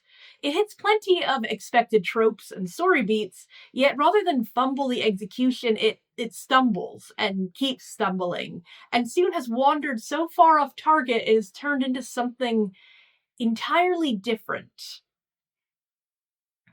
Then, Bravo lightly patted Tuki's hair clean of dust and gingerly plucked a piece of a small shard of wood stuck to her bottom lip. His thumb touched both of her lips, then entered her mouth just a little bit. He removed the last traces of chipped wood, but his thumb lingered between her lips and made slight contacts of her tongue. Tuki wanted to bite down hard on his hand to teach him a lesson to not touch her like that, but instead she closed her lips on his thumb, locking it inside her mouth, her body betraying her. She smelled him, a mixture of tree bark, sweat, and blood orange, and felt the heat of his sweating body sail towards her. Her knees wobbled, her heart started to flutter, and she felt a warm gush through her core. One corner of Bravo's mouth curled into a crooked smile. Do I taste good? Deep down, she felt flushed, overwhelmed, confused. His thumb entering my mouth. Yuck. Was that all just a joke? Or something more? Page 291 to 292. You know, with most books, I feel like I can guess what the author is attempting when they make certain choices. I cannot begin to comprehend Tyra Banks's mind. Is this what becomes reoccurring erotic thumb-sucking that's present in Modelland? Is it meant to be funny? Is it to show Tuki as an oddball, or bravo, or both? Is it meant to be titillating, relatable? I don't doubt thumb sucking is a thing for some people, because why not? Everything is a thing. But what's going on here? Before we see Bravo again, though, few other things have to go down. Tuki attends a new class. WOW class, WOW, or War of Words, which takes place in a giant levitating magnetic orb. The magnets here are powerful enough to rip fillings out of students' mouths and earrings right through their ears. WOW is a debate class, only part of Modelland's curriculum in order to train better shill skills. This is explicitly acknowledged. After a long, innuendo-filled scene where Chase and Shiraz debate bra wearing, the class is interrupted by CL, and it's been a while. CL's situation is obviously something dire. She was held in a cage and straitjacket during the opening ceremony, tortured by flower vomit and the Belladonna statue, and spotted giving bloody penance. Here she arrives to Tuki's class looking haggard, in a baggy jumpsuit labeled Ugly Room and wearing a muzzle. The mannequin with her further demeans and humiliates her. She comes here because keeping her at Modelland has not been enough, Persimmon recited. She has continued to spout her insolent, disrespectful, heinous messages and vile verbiage that has denigrated all we stand for. And so, as an attempt to truly get through to her so that she understands the hideousness of her actions, we must step things up a notch. Today, CL is returning to her roots. Persimmon paused dramatically. A first-year Bella. A no-C. Everyone gasped, including Zarpessa and Chase. Even Matt Joe looked uncomfortable. Persimmon poked CL's shoulder. The Belladonna commands you to remove the ugly suit. CL swallowed hard. Slowly, she unzipped the jumpsuit. It dropped to the floor in a dingy pile. Everyone gasped again.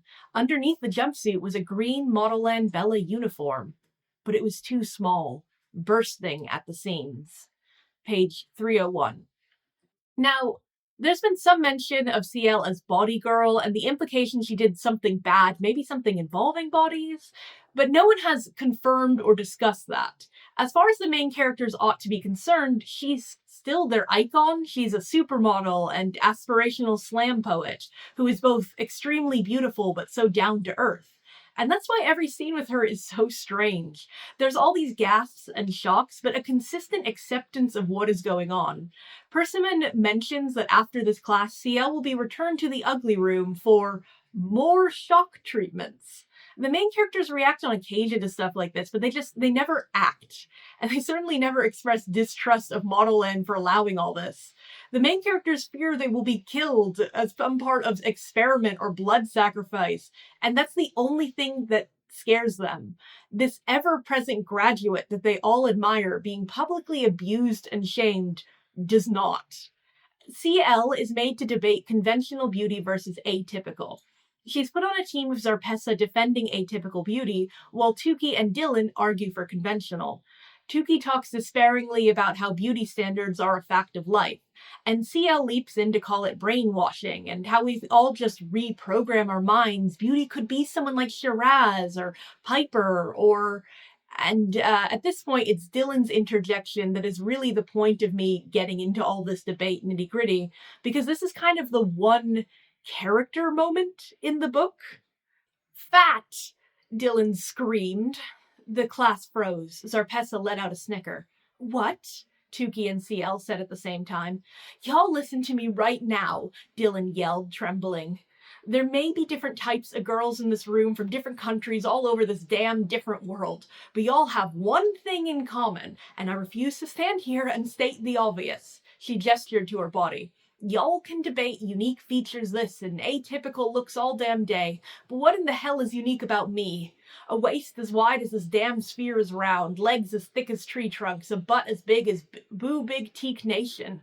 Oh, ladies, do not waste any more of my precious time with your nonsense word war, because none of it, not a smidgen, not a drop, not a damn thing, pertains to me. CL looked enraged.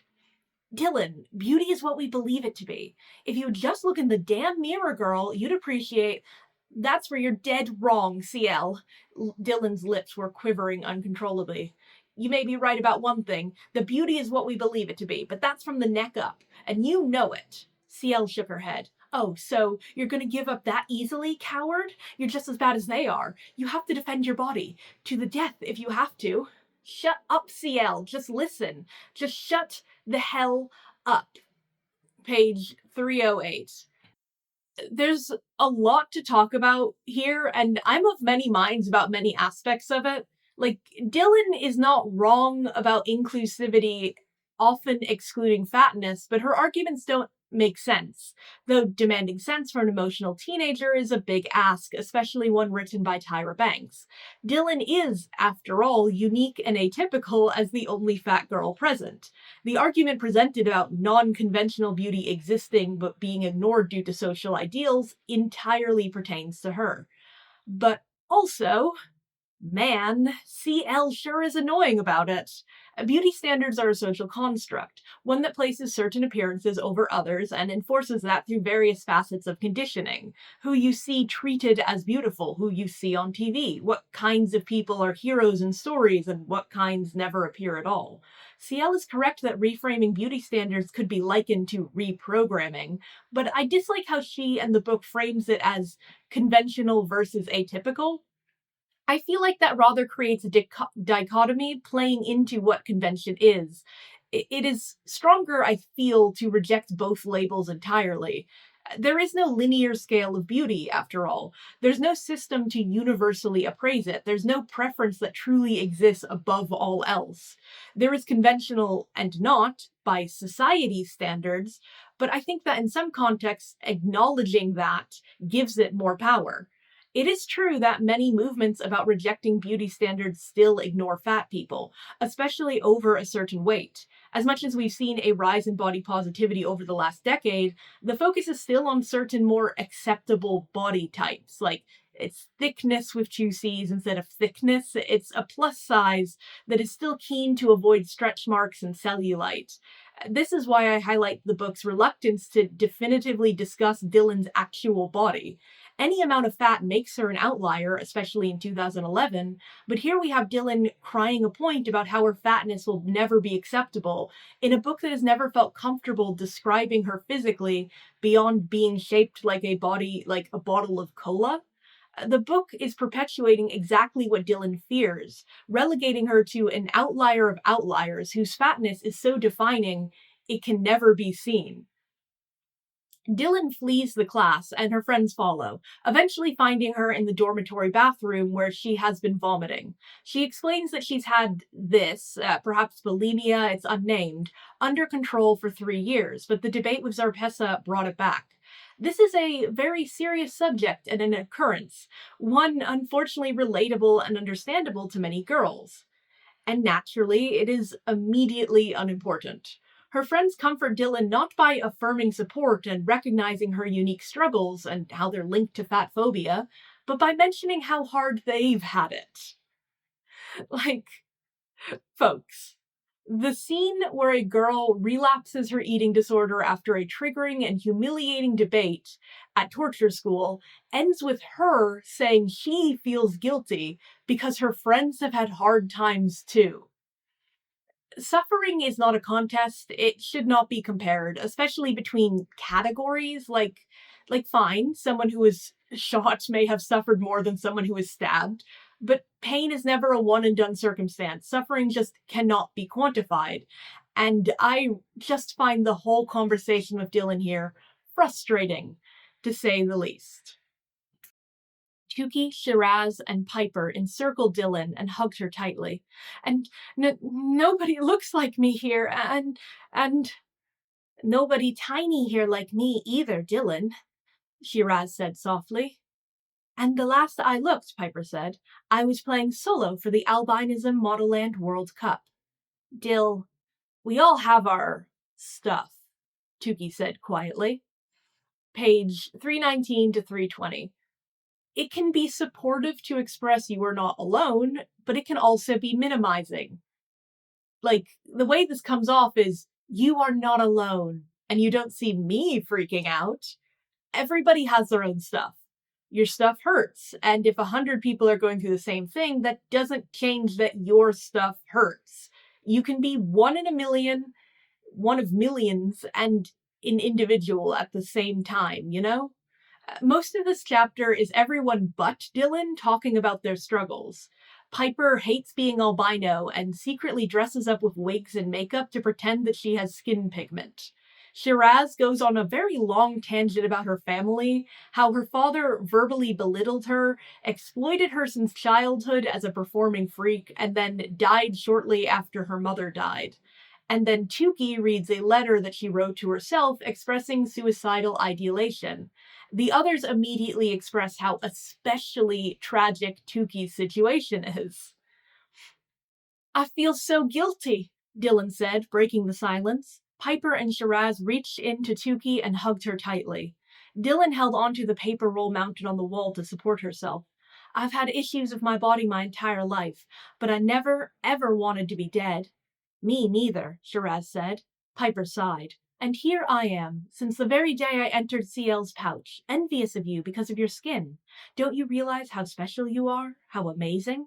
Page 323. I have particular distaste for how Dylan does not get to elaborate on her struggles despite them being the catalyst, and how the end of her big scene here is her just feeling shamed into getting over her issues. She cheers up after this. She doesn't get to talk about her actual struggles that much. We just know that they're there, and she cheers up because she is shamed. The girls then decide they need a new friend group name, and none of these traumas will ever come up again or matter in any way. They name themselves the Unicas, which is a long walk from unique lookings. Now, before all of this went down, before Tuki and Co. found Dylan at the dorms, there was actually just a chapter in between. They had a very strange encounter with a place called Catwalk Corridor. It was mentioned early on as a place to avoid, but also as a place which moved unpredictably and thus could not be avoided. I want to call Catwalk Corridor one of the more surreal locales of the book, but that word just loses meaning in the cacophonic phase, haze of the fever dream that is Modelland. I know that I'm being repetitive when I say this, and I know that I'm being repetitive stating I'm being repetitive, but you understand, don't you? Catwalk Corridor is a teleporting hallway that you are always at risk of stumbling upon. It is dingy and dark and filled with models who are being punished by the Belladonna by being transformed into human cat creatures. They have human faces but cat bodies. They have painted claws and the ability to speak. The joke here is that the girls were too catty, but many of them are specifically being punished for drug use, a punishment which is clearly not being enforced or proving effective, as the cat girls, or girl cats, immediately try to pressure Tuki into accepting mysterious pills. Zarpessa arrives, and one of the cats pisses on her. They have a strange mix of feline and human instincts, both complaining about magazine coverage but also wanting to bite Tuki because her leg apparently tastes like cream. The Belladonna arrives in the form of a lion and chides Catwalk Corridor residents. I am utterly ashamed of each and every one of you pathetic, paltry pussycats, it roared in the Belladonna's voice. You intoxibellas have been in this incarcerated purgatory for an exponential amount of time, and still behave like the savage animals I've turned you into. The Catwalk Corridor was created as a correctional facility for you to reverse your abominable behavior, to be domesticated. This is a jail to teach you to stop being such catty wenches. Because in the land of intoxibellas, whether down below in society or up here in our beloved Modelland, there is room for only one biatch. She made the last word sound like an extended, pissed-off meow. And you, my despicable dears, are looking right at her, the lion boomed. I am ashamed that you malicious models cannot utter a single positive phrase to those you come upon. You will remain confined to the corridors until you change your evil ways. And not a day before that redeeming day will I release the curse that has been placed upon you. Return to your pens, now. Page 315 to 316. Gee, Queen Belladonna, maybe turning mean girls into cat monsters and trapping them in an interdimensional hallway within a modeling academy isn't such a good idea. Then she opens her mouth until it is the size of a doorway, and the girls leave through it, and we don't need to unpack any of what just went down. Like, this is just what happened in between leaving class and then getting them to talk to Dylan about their problems. The purpose of this interlude is that Tuki is scratched during it, and so after Dylan is resolved, Tuki has to be taken to the nurse. Often when covering books, I try to be succinct when I can. I really do. I collapse storylines, I rearrange the plot for cohesion, I skip scenes. Modelland is a book it is extremely hard to do that for, because while I could have said, Tuki goes to the nurse because of a cut, not detailing the events of Catwalk Corridor, that would have been a travesty. The Belladonna has a stable of drug-peddling cats of human faces. It doesn't matter, and could be skipped, but how could I? The nurse's office at Modelland is called the Fashion Emergency Department Store, a misleading name bound to cause calamity for people who need immediate medical aid. Speaking of, the intensive care unit within is called the Drama Trauma Center, a name which is again sure to comfort all who visit. The doors to the ward turn a color described as a bloody, gory red, and the front desk attendant is a woman named Purse Dressed to Kill, who is covered in knives, nooses, guns, and razor blades. The room is full of Bellas who are suffering from various degrees of odd and unspeakable injuries. Truly, this is a grim vision of horror the book nevertheless will attempt to tweely have fun with. After learning the cats of Catwalk Corridor have fast-acting tetanus on their claws that puts Tuki at risk for gangrene, she is pushed to the front of an enormous queue. We see a girl who's drowning in a personal bubble every few minutes, a girl whose eyes extrude smoke, and another with openly bleeding gashes. The doctor, a woman with rollerblades for feet and a mop for hair, goes between all of them, ignoring especially that girl who is openly bleeding. She gives Tuki a painkiller by having her mop hair extend out and into Tuki's nostrils. And yes, this is the second time in the book a character with inanimate object tendril hair has used it to place something directly up Tuki's nose. In mastication class, at least, it was strands of smoke, but it was very much described as like literal strands of smoke that went right into her nostrils. And it came from spaghetti hair. The mop goes fully inside of her nose. And it's very odd that this happens twice. The Doctor also provides a hint of broader world building. And it's a shame that over a decade later, Modelland appears thoroughly abandoned by its creator. Like, I would have loved to see what madness would have manifested otherwise if we had the other books in the series. Hundreds of years ago, Modelland took us all in, the doctor explained, her hands moving quickly over Tuki's sliced ankle and then to her lips. Anyone born different. We would be locked up and tested on without this place. If it weren't for Modelland, my kind and others like me would be freaks. It was a blessing for my kind, because the powers that be at Modelland recognized that skates for feet would be put to good use in emergency medical situations, the doctor continued. They figured we could get from one patient to the next with speed and ease, so they trained us all, and here I am. They take good care of us. She smiled and pointed to a picture of a girl in the corner. My daughter, Kamina March. She's about your age. She's just like her mama. Got roller skates for feet, too. She wouldn't have had a chance in life without this place. She's in medical school. She's in medical school right now. Where? Tuki asked. A person with roller skate feet would be big news in places like Metopia and beyond. She was surprised she hadn't read a news article about it. Modelland isn't just what you see when you go from class to class, the doctor explained. There is a whole underground world here. Parts of it are still a mystery to me. And I was born here. Page 338 to 339. So Modelland exists in a grim dystopia. We all know this more than the book does. It appears things are even more dire than they appear, though, as it actually exists in a world where magical mutants used to live in harmony, were steadily oppressed and wiped out, and now only able to exist safely beneath this fashion school. This is information that feels deeply conflicted with how much of the world is a mirror to our reality, like how there is clearly Paris and Venice and the concept of church, but also centuries of magical mutant conflict. We must assume Les Guisards are one of the last free remnants of these days, and emphasis there on free because Modelland is not freedom.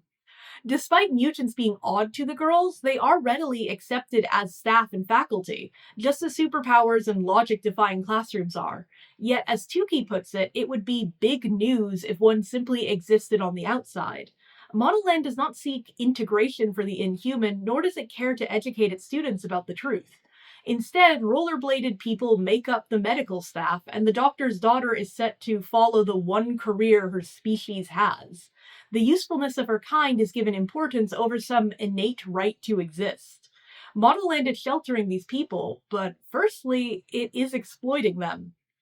Like, after all, the Belladonna is essentially a god. Is Modelland really sheltering people at this point? If the Belladonna decreed these inhumans ought to have equal rights, would the people protest? Is it not in her power to stop them from being experimented on? The nonchalance of the students suggests the general public would not struggle with the existence of these people as much as they once might have, yet they remain locked away from the sun, toiling to serve the school, and under the impression that this is the only possible future. Tuki is taken in for surgery and wakes up in the M building again, somehow having sleptwalk her way out of the ward and into this restricted area. She overhears the Belladonna and CL bickering, and while there is this strange remark about something scary CL did to those girls' bodies, I think the real horror is at the list of the torture that the Belladonna has been inflicting on her. Or forcing me to clean the floors of the ugly room with my tongue, or gagging me like a horse while you pry my eyes open and make me watch old Modelland propaganda films for 7 hours at a time while you drip saline in my eyes so they don't dry out, or denying me food for 3 days in a row to slim my thick hips, or making me feel so crazy and deranged that I have to freeze my face into a half-pleasant expression to hide the agonizing pain my body is truly suffering from every day. Page 354.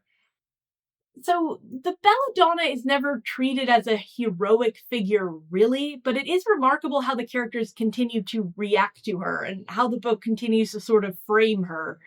The suggestions CL did something horrible causes her to be increasingly feared by the leads. The continuous knowledge the Belladonna is torturing her just does not elicit a reaction. The Belladonna is threatening CL about the unworthy girl she brought to school, and CL threatens back with the knowledge that the Belladonna is just as guilty.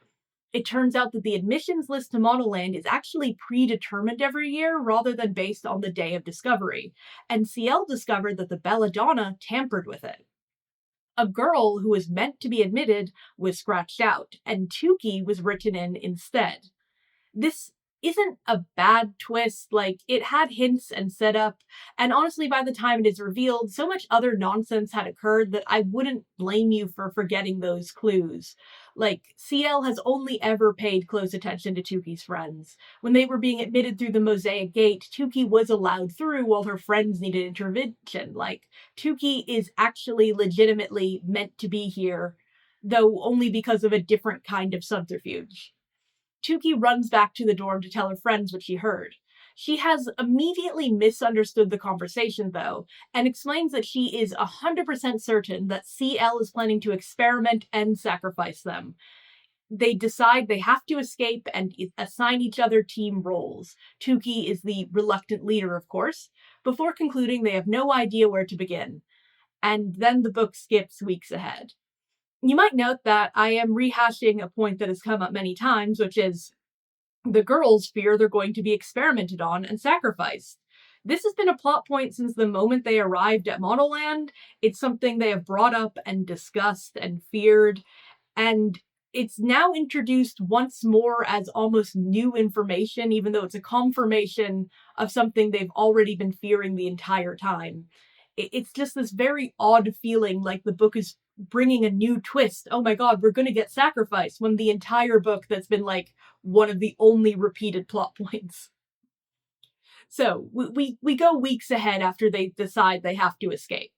We hear how the girls are paranoid that any moment they might be tortured and experimented on, that any day might be their last. Yet nothing has changed. They go to class as normal. They are struggling to eat because of the oppressive terror of these unspeakable horrors they are sure to encounter. But nothing is actually happening to them. They don't advance their plan to escape at all in this time, either. The book has reintroduced this plot point once more, and this is a motivator. This should be something that finally spurs action forward. Yet the girls instead are just sitting paralyzed in fear for a month straight. And then eventually, entirely incidentally, the girls are touring the stadium where the finals are going to be held when they hear about a zip zap that leads outside Modelland. They decide they could try it, or they could try climbing the wall. Just randomly and finally, they're like, hey, these are two ways we could escape. Immediately, as they contemplate this, alarms go off. A girl is scaling the wall. Gennaro and CL are among the spectators to this, with Gennaro spurring her to continue. It's been explicitly warned a few times that scaling the wall is forbidden and will have consequences, but the girl continues anyway. She's desperate to see her boyfriend again, and she just can't wait any longer. She falls to the other side, and her punishment is revealed. It's once more treated as a twist or a shock thing when it's been stated already multiple times in the book. Her face has aged at least 50 years. Everyone screams. She begs to be let back, as her boyfriend will no longer want her, but it's too late. By trying to leave Modelland, you can never return, and the curse of being old and ugly will never be lifted. So, witnessing all of this, our heroes decide to use the zip zap. Problem solved.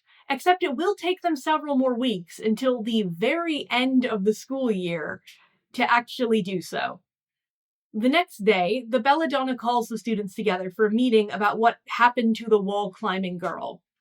The vibes here are even weirder than usual, as she begins by forcing them to sing part of her song 7 times in a room full of eyes and lips, and then she makes the room dark so she can just whisper in their ears and scream from the ceiling. The Belladonna is indignant about a student picking a man over Modelland, how there is no room for love here, and it is actually kind of explicitly suggested that she might be a bit drunk. Leaving for a man? Leaving for a man? Leaving for a man? The Belladonna whined. The room trembled. The next time the Belladonna spoke, she sounded like she was poised on the ceiling. Desperation, her voice continued, clouds your mind, robs you of clear thoughts, makes you think that a man is the answer. He is not. In the civilian world, women are more valued for giving birth to babies than for giving birth to their dreams. Not here, not now, not ever. In the civilian world, it is acceptable for a woman to settle, to subvert, to dilute, to diminish her dreams if it's to help or to be with a man.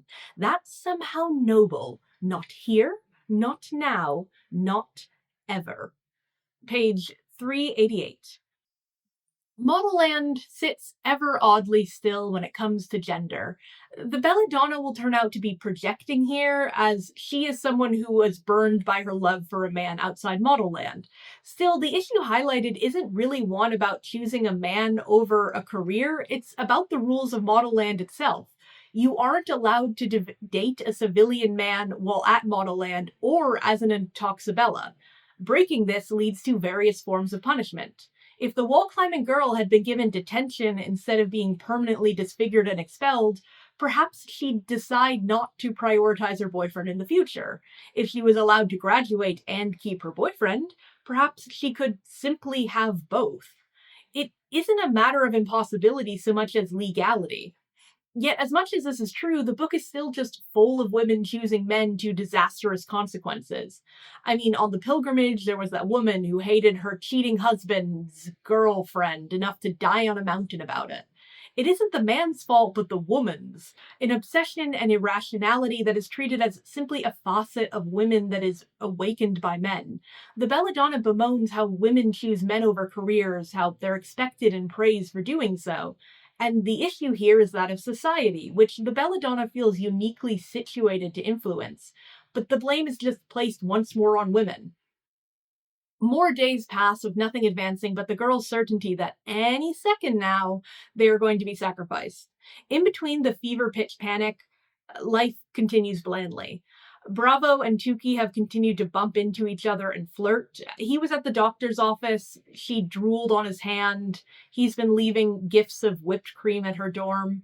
The romance between them would be awkward in any other book. It still kind of is, but like compared to everything else going on, it is kind of pleasantly grounded. Like in hindsight, I almost respect it. Like Bravo simply seems nice. They're both awkward and a bit weird.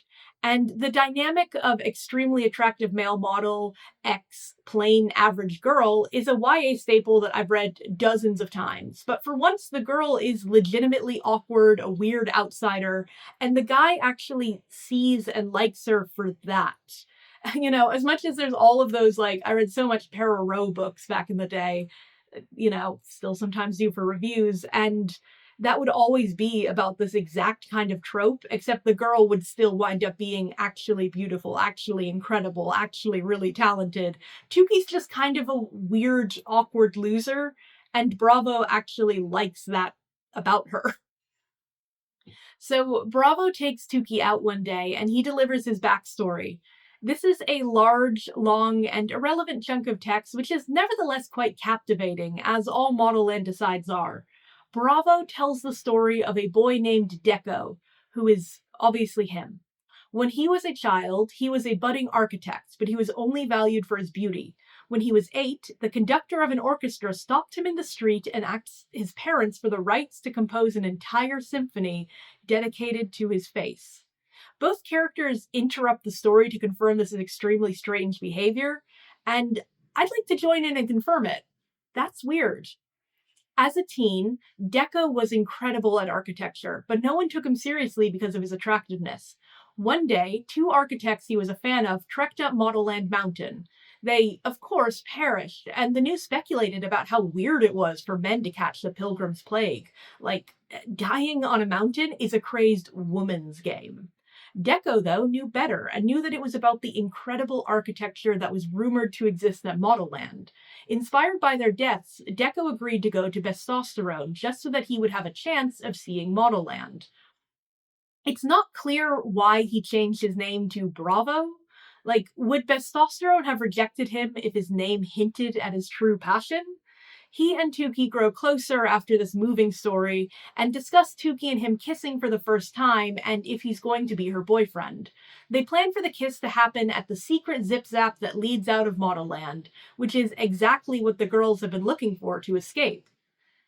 I've been complaining about how long it takes the girls to plan their escape, but worse is how none of it comes down to their own actions. They happen to be touring the stadium when they hear there's an escape zip-zap.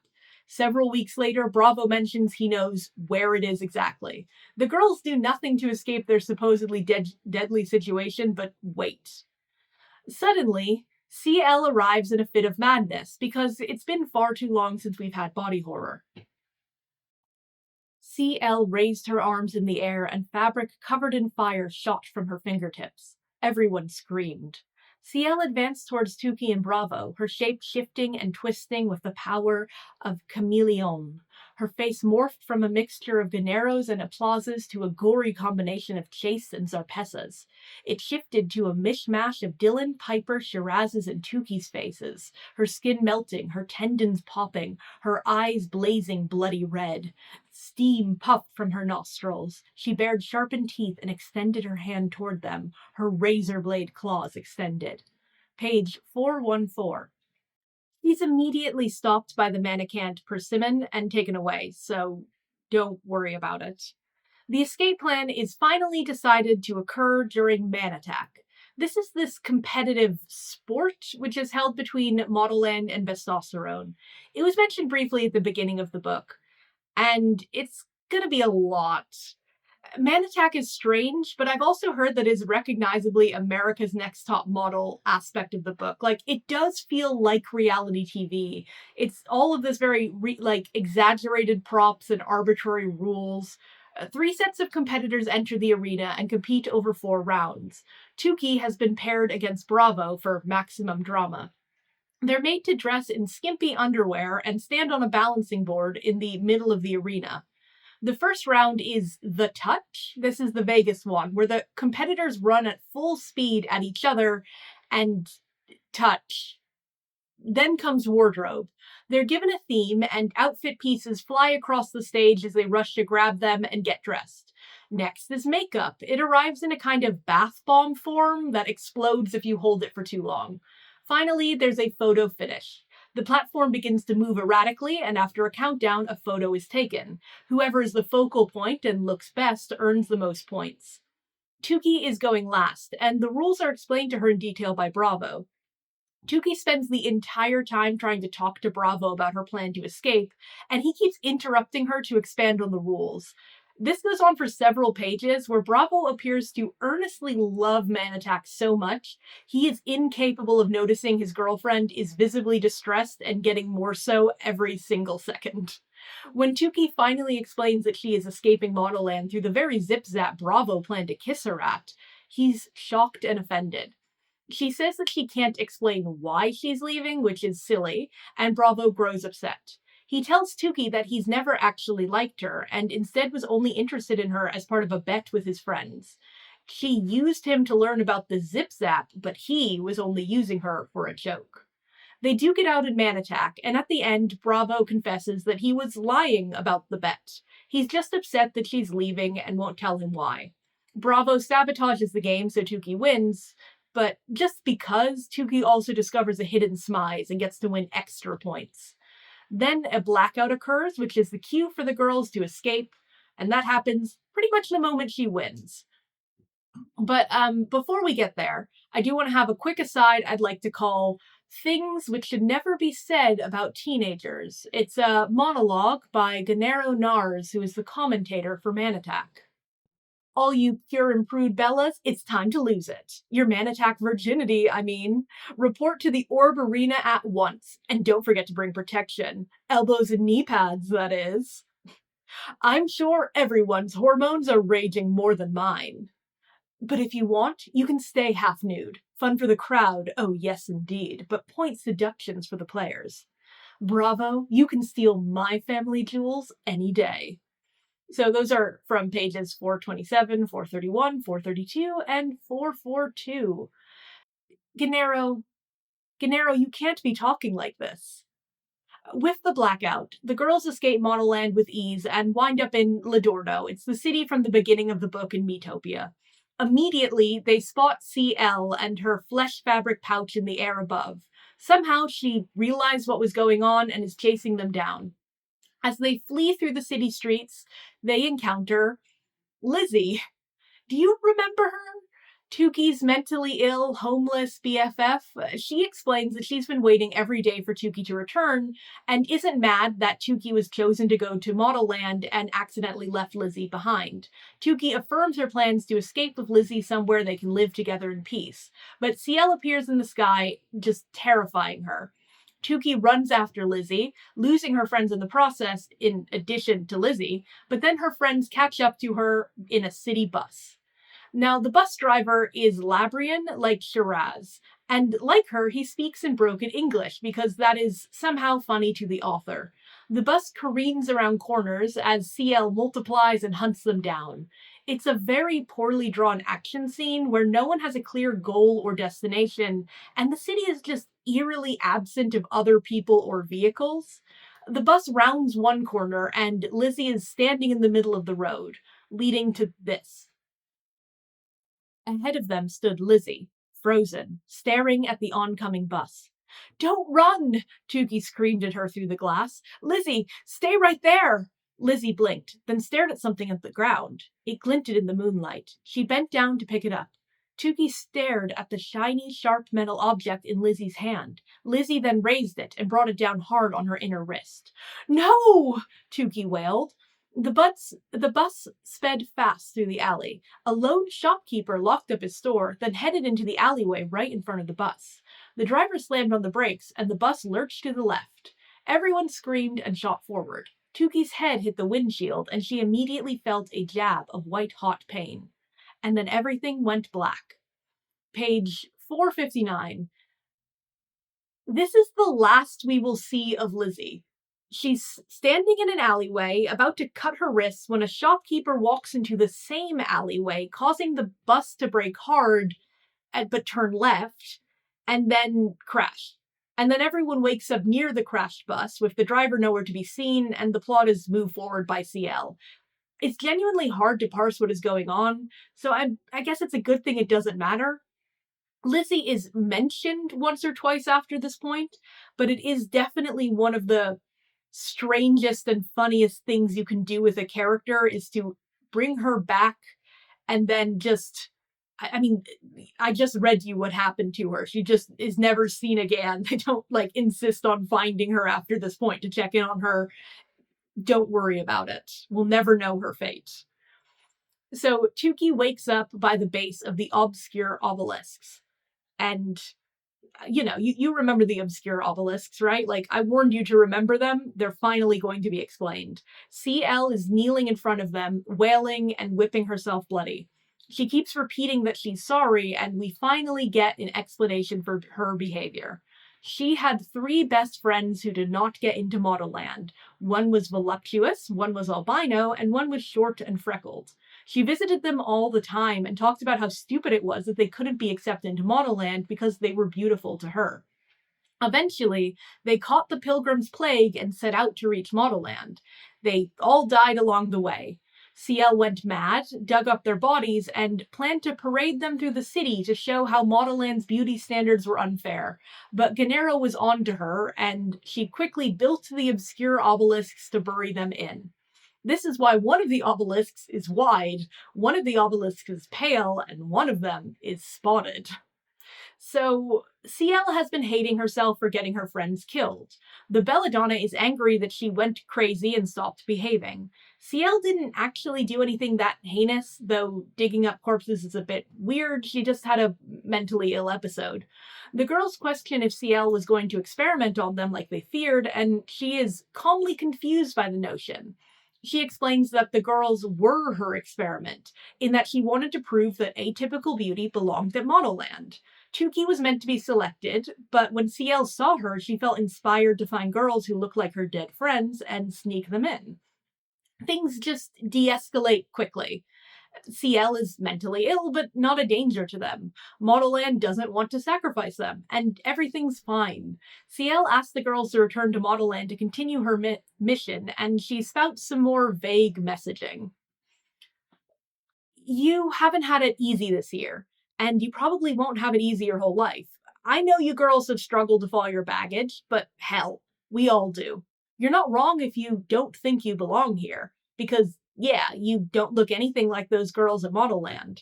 I know I might sound crazy, and as you know, I kind of am, but I really believe the 4 of you have the power to kick beauty's ass and turn it on its head. Beauty really can mean so much more than what the damn Belladonna dictates every 5 years. And I want all the dumbass idiots with their heads in the beauty sand to wake the hell up. But I can't do it alone. I know. I've tried. The girls glanced at each other again. If you go back to Modelland, CL went on, you'll be symbols. I chose you 3 because I felt you could carry out my mission. And Tuki, don't you see how much you've changed? You've become this ass kicker in Man Attack, a winner, a leader. We need more girls like you at Modelland. Please come back with me. Please. Page 469. Has Tuki changed? I don't think so. The other girls definitely haven't, because they haven't really done anything or been around. CL's plan is as nondescript as her message. Beauty standards need to change. You guys don't fit traditional beauty standards. So there. Them graduating could prove something, maybe, But it can be argued that being able to walk a runway well enough to graduate isn't the same thing as being a model. And in fact, the skills involved in modeling have nothing to do with if society considers you attractive enough to hire you. The girls agree anyway, and that's it. Back to Modelland after an entire book fretting about escaping. This has been the climax of the book. Yet there are nearly 100 pages left. And those 100 pages do not consist of falling action or sequel setup. The last chunk of the book is so out of place that the italic speaking narrator returns at last to address it. Oh, my poor dear darling, you thought it was over, didn't you? That the Unicas piled into Miss used to be sweet then turned crazy, now is sweet again, and Toxabella's pouch, let and sailed up, up, up into the sunset. The end. Darling, you should be ashamed of yourself. There's so much to the story to tattletale you. And how dare you assume otherwise? It was quite the shocker that CL was not a murderous sociopath, wasn't it, darling? Might I suggest the next time you come across another vindictive, vile, venomous creature, you stop, drop, and roll around the idea that maybe the, shall I say, bitch did not spring out of her mother's birth canal that way? I can money-back guarantee that her sorrowful sourpuss saga would be quite interesting, but nowhere near as juicy as this one. Page 472. The girls return to Modelland, where the 7-7 tournament is about to begin. This is that final exam, some sort of obstacle course / fashion show.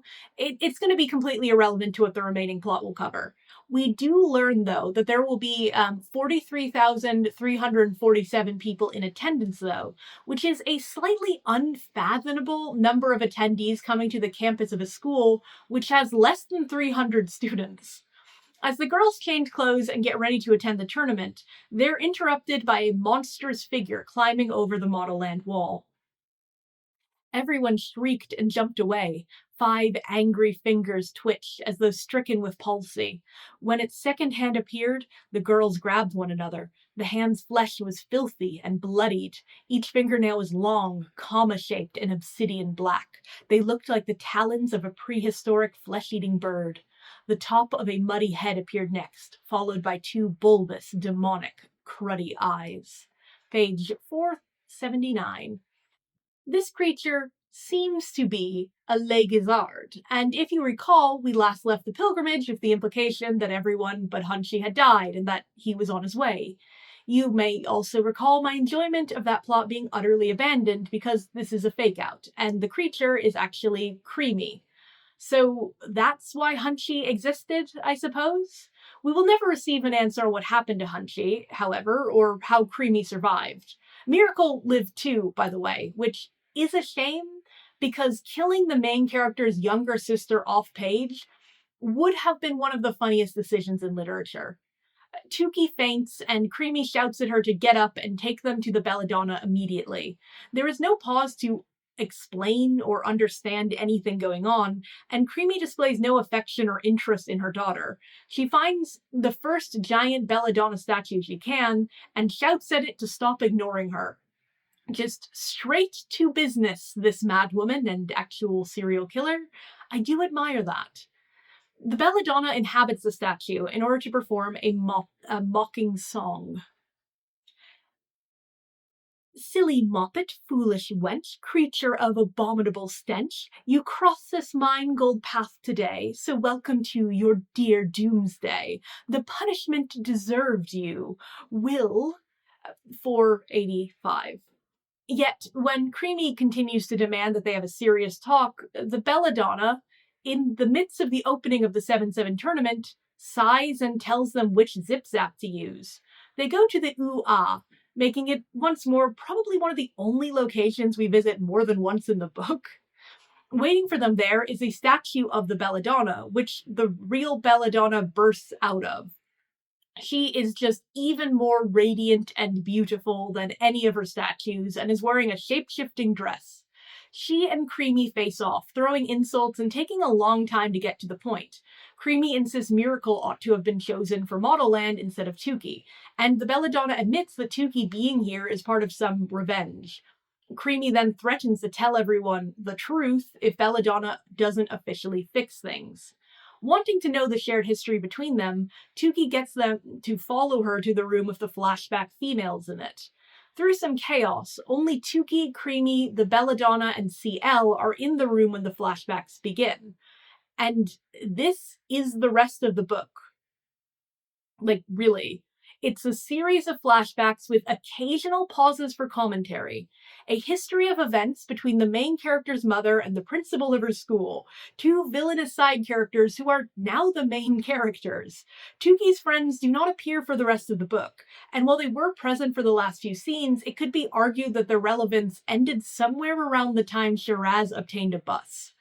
I do enjoy the bold narrative decision to spend the last 100 pages of a book talking about events that occurred over 15 years ago and are centered on minor characters. This simply isn't how a narrative is meant to be constructed. Yet here we are.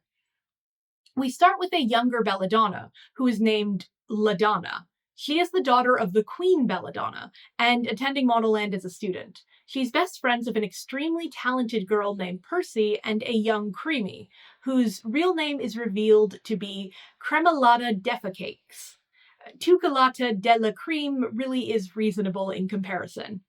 LaDonna has a civilian boyfriend, which is forbidden. Cremalata, or Lata for short, disapproves and cautions her, but LaDonna expresses frustration at her mother's ridiculous rules. While backstage at a fashion show, Lata aggressively flirts with LaDonna's boyfriend, who shows no interest. We then cut to the grounds of Modelland. LaDonna is giving birth inside of a toilet stall, with her newborn actually falling into the water. Percy is there giving assurance and seems shocked LaDonna just gave birth, but takes off her censura to wrap the newborn in. Then the Queen Belladonna bursts into the room. She is outraged that this has happened and declares that she's giving the baby to the father. She also immediately expels Percy for hiding the pregnancy, which neither Percy nor LaDonna knew about, and for using her sacred censura to cover the baby. Percy protests this, saying that she can't return to the cult of persecution, and the Queen Belladonna reminds her that her only other choice is to become a mannequin, and this confirms that this Percy is Persimmon. So, great. The baby is given to its father by being left on his doorstep. The father is acrobatic in picking up the baby, as it's stated he appears as if he's about to start a handstand as he goes to pick up this baby, which is a very weird way to pick up a baby. Tuki's father is a disgraced and bitter acrobat who poked out his eye as he was bowing onto a sword. It's a backstory I never bothered talking about before, and it's implied that this baby thus might be Tuki. A paragraph later, we see the inside of this man's house is full of shoes, and he places the baby inside of one shoe in particular, which Tuki recognizes, as this means that LaDonna's boyfriend is revealed to be Wingtip. Wingtip appears around page 70. At this point, 450 pages ago, he appears for 2 pages.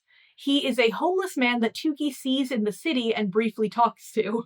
The revelation that he is the ex of the Belladonna, a man named Ray Fay, who once cared for her secret illegal child, comes from nothing and means nothing. I mean, it means something in that it happens, but it is just such an out-of-nowhere poll, there really aren't any conclusions to be drawn. Many readers will have forgotten who he is. He was never assigned importance and didn't say or do anything of note, but here he is, instrumental to the story which ends the book, just not the story the majority of the book is about. The scene changes again. It's 3 days until a 7-7 tournament, but LaDonna can't wait any longer to see her baby. She asks Lata to accompany her over the wall and through the divide, promising that, as royalty, she can undo the aging curse afterwards. Their trek is skipped, but we have to assume this is why Creamy was so skilled at navigating the pilgrimage, as she's survived the divide before. They arrive at Ray Fay's home, who just doesn't care that LaDonna's appearance is all aged. He doesn't let Lata in, but when LaDonna leaves to get groceries, Lata sneaks in and once more attempts to flirt with Ray. She then forces herself on him and assaults him despite protests and fighting back. Of course, this is the exact moment LaDonna returns, and while Ray insists he's being forced, LaDonna believes Lata's claims that he started it. At that moment, Modelland security arrives and arrests everyone. Modelland having a security task force has never come up until now, and we aren't even treated to a description of them in, like, haute couture uniforms or some remark about them being fashion police. It's a real letdown. They are taken before the Queen Belladonna. LaDonna is told she has a choice. She can be with her boyfriend and child if she accepts being kicked out of Modelland, keeping her aged face, and never seeing her mother again. Or she can remain at Modelland but be forbidden from ever seeing her boyfriend or even admitting to having a child. Ray continues to explain himself, but LaDonna interrupts. She expresses it is unfair that she can't have both Beauty and her baby, but ultimately chooses Beauty, and includes a final request. Ray isn't allowed to have their child either. For her part, Lata is punished for being a bad influence on LaDonna, and is kicked out of Modelland with her face remaining permanently aged. As she goes, she reveals to LaDonna that Ray wasn't lying, and it was Lata who was forcing him. LaDonna asks her mother to let her change her decision because of this, but the Queen Belladonna refuses. She also leaves LaDonna with poor, aged eyesight, just because. Like, Creamy having poor eyesight has no plot significance, but okay. And so there we have it. Most of it, at least, because we need to come back to that baby, but this is what happened between the Belladonna and Creamy years ago. Jealousy can be an interesting motivation, but there isn't space to give Creamy reasoning or nuance here. Instead, she repeatedly kisses a man who doesn't want to be kissed, lies to her best friend, and causes both of them to lose custody of the child they love. And that's it. Creamy doesn't express regret or satisfaction at what occurs. She's like this malevolent entity, ruining the lives of her friends and just feeling nothing. Look, learning Tuki's abusive mother sexually assaulted her school headmaster's boyfriend doesn't actually add depth to her character. It's another crime on the list. This whole backstory is just once more the story of a woman being driven to madness by men. Ray, like the testosterone boys, is more of a prop to the women around him. Like, Ray is the motivator for what occurs, an object for Creamy to desire and LaDonna to love, hate, and regret. Yet, just because Ray is a prop, this man in the abstract, doesn't mean the women are automatically more developed characters. LaDonna, Creamy, and Percy all have their lives forever altered because Ray is a man, and women go crazy for man. This is as much the thesis of Modelland as any other poorly drawn message. Women are emotional and irrational creatures who do stupid stuff for men. The book doesn't want to go any further. It points out the idea women often have to choose between careers and family, that women may face irrational rules and limits that force difficult decisions, but that's as far as it gets. It's like the beauty industry or beauty standards, a vague gesture acknowledging difficulties and an absence of a clear opinion. There is one part of the flashback left that we haven't addressed, and that is the fate of the baby. As LaDonna learns that Lata was lying and regrets her choice, she cries out for her baby. She cries out, "Give me back my CL!" And, well, CL is the only other person in the room. Before we can really explore CL's childhood and how the Belladonna must have known the moment CL entered Modelland that was her daughter, Creamy and Belladonna resume bickering. They fight over Creamy's beloved doll, Bellissima. We never really learn why she's obsessed with that doll, beyond the fact that she's crazy, but as they fight, they collide, and this happens. Creamy lunged for the Belladonna once more. Just as their bodies clashed, a piercing scream rang through the air.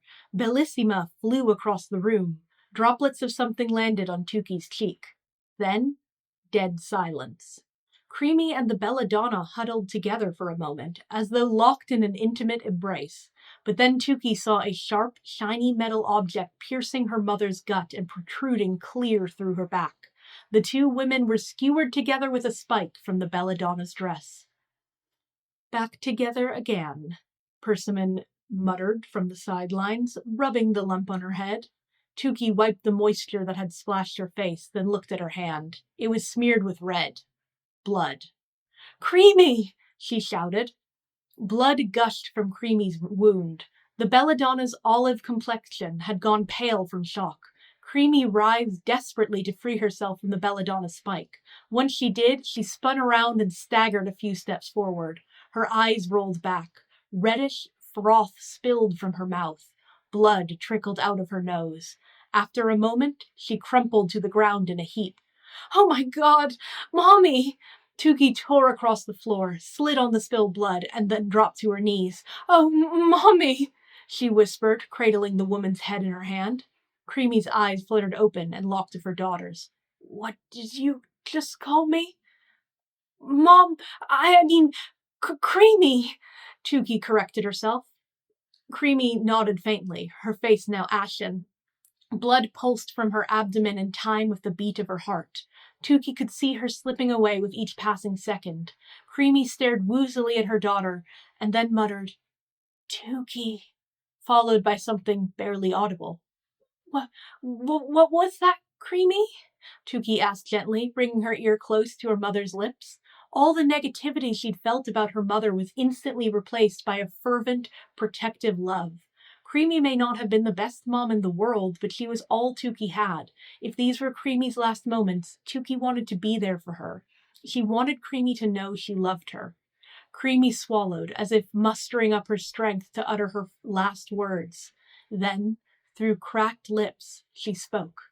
"Tuki, get me my Bellissima." Page 524 to 525. Well, that sure happened. This has been a series of chapters where two characters rehash personal drama, watch a movie of it occurring with minimal breaks for commentary, continue to fight over said drama, and then die.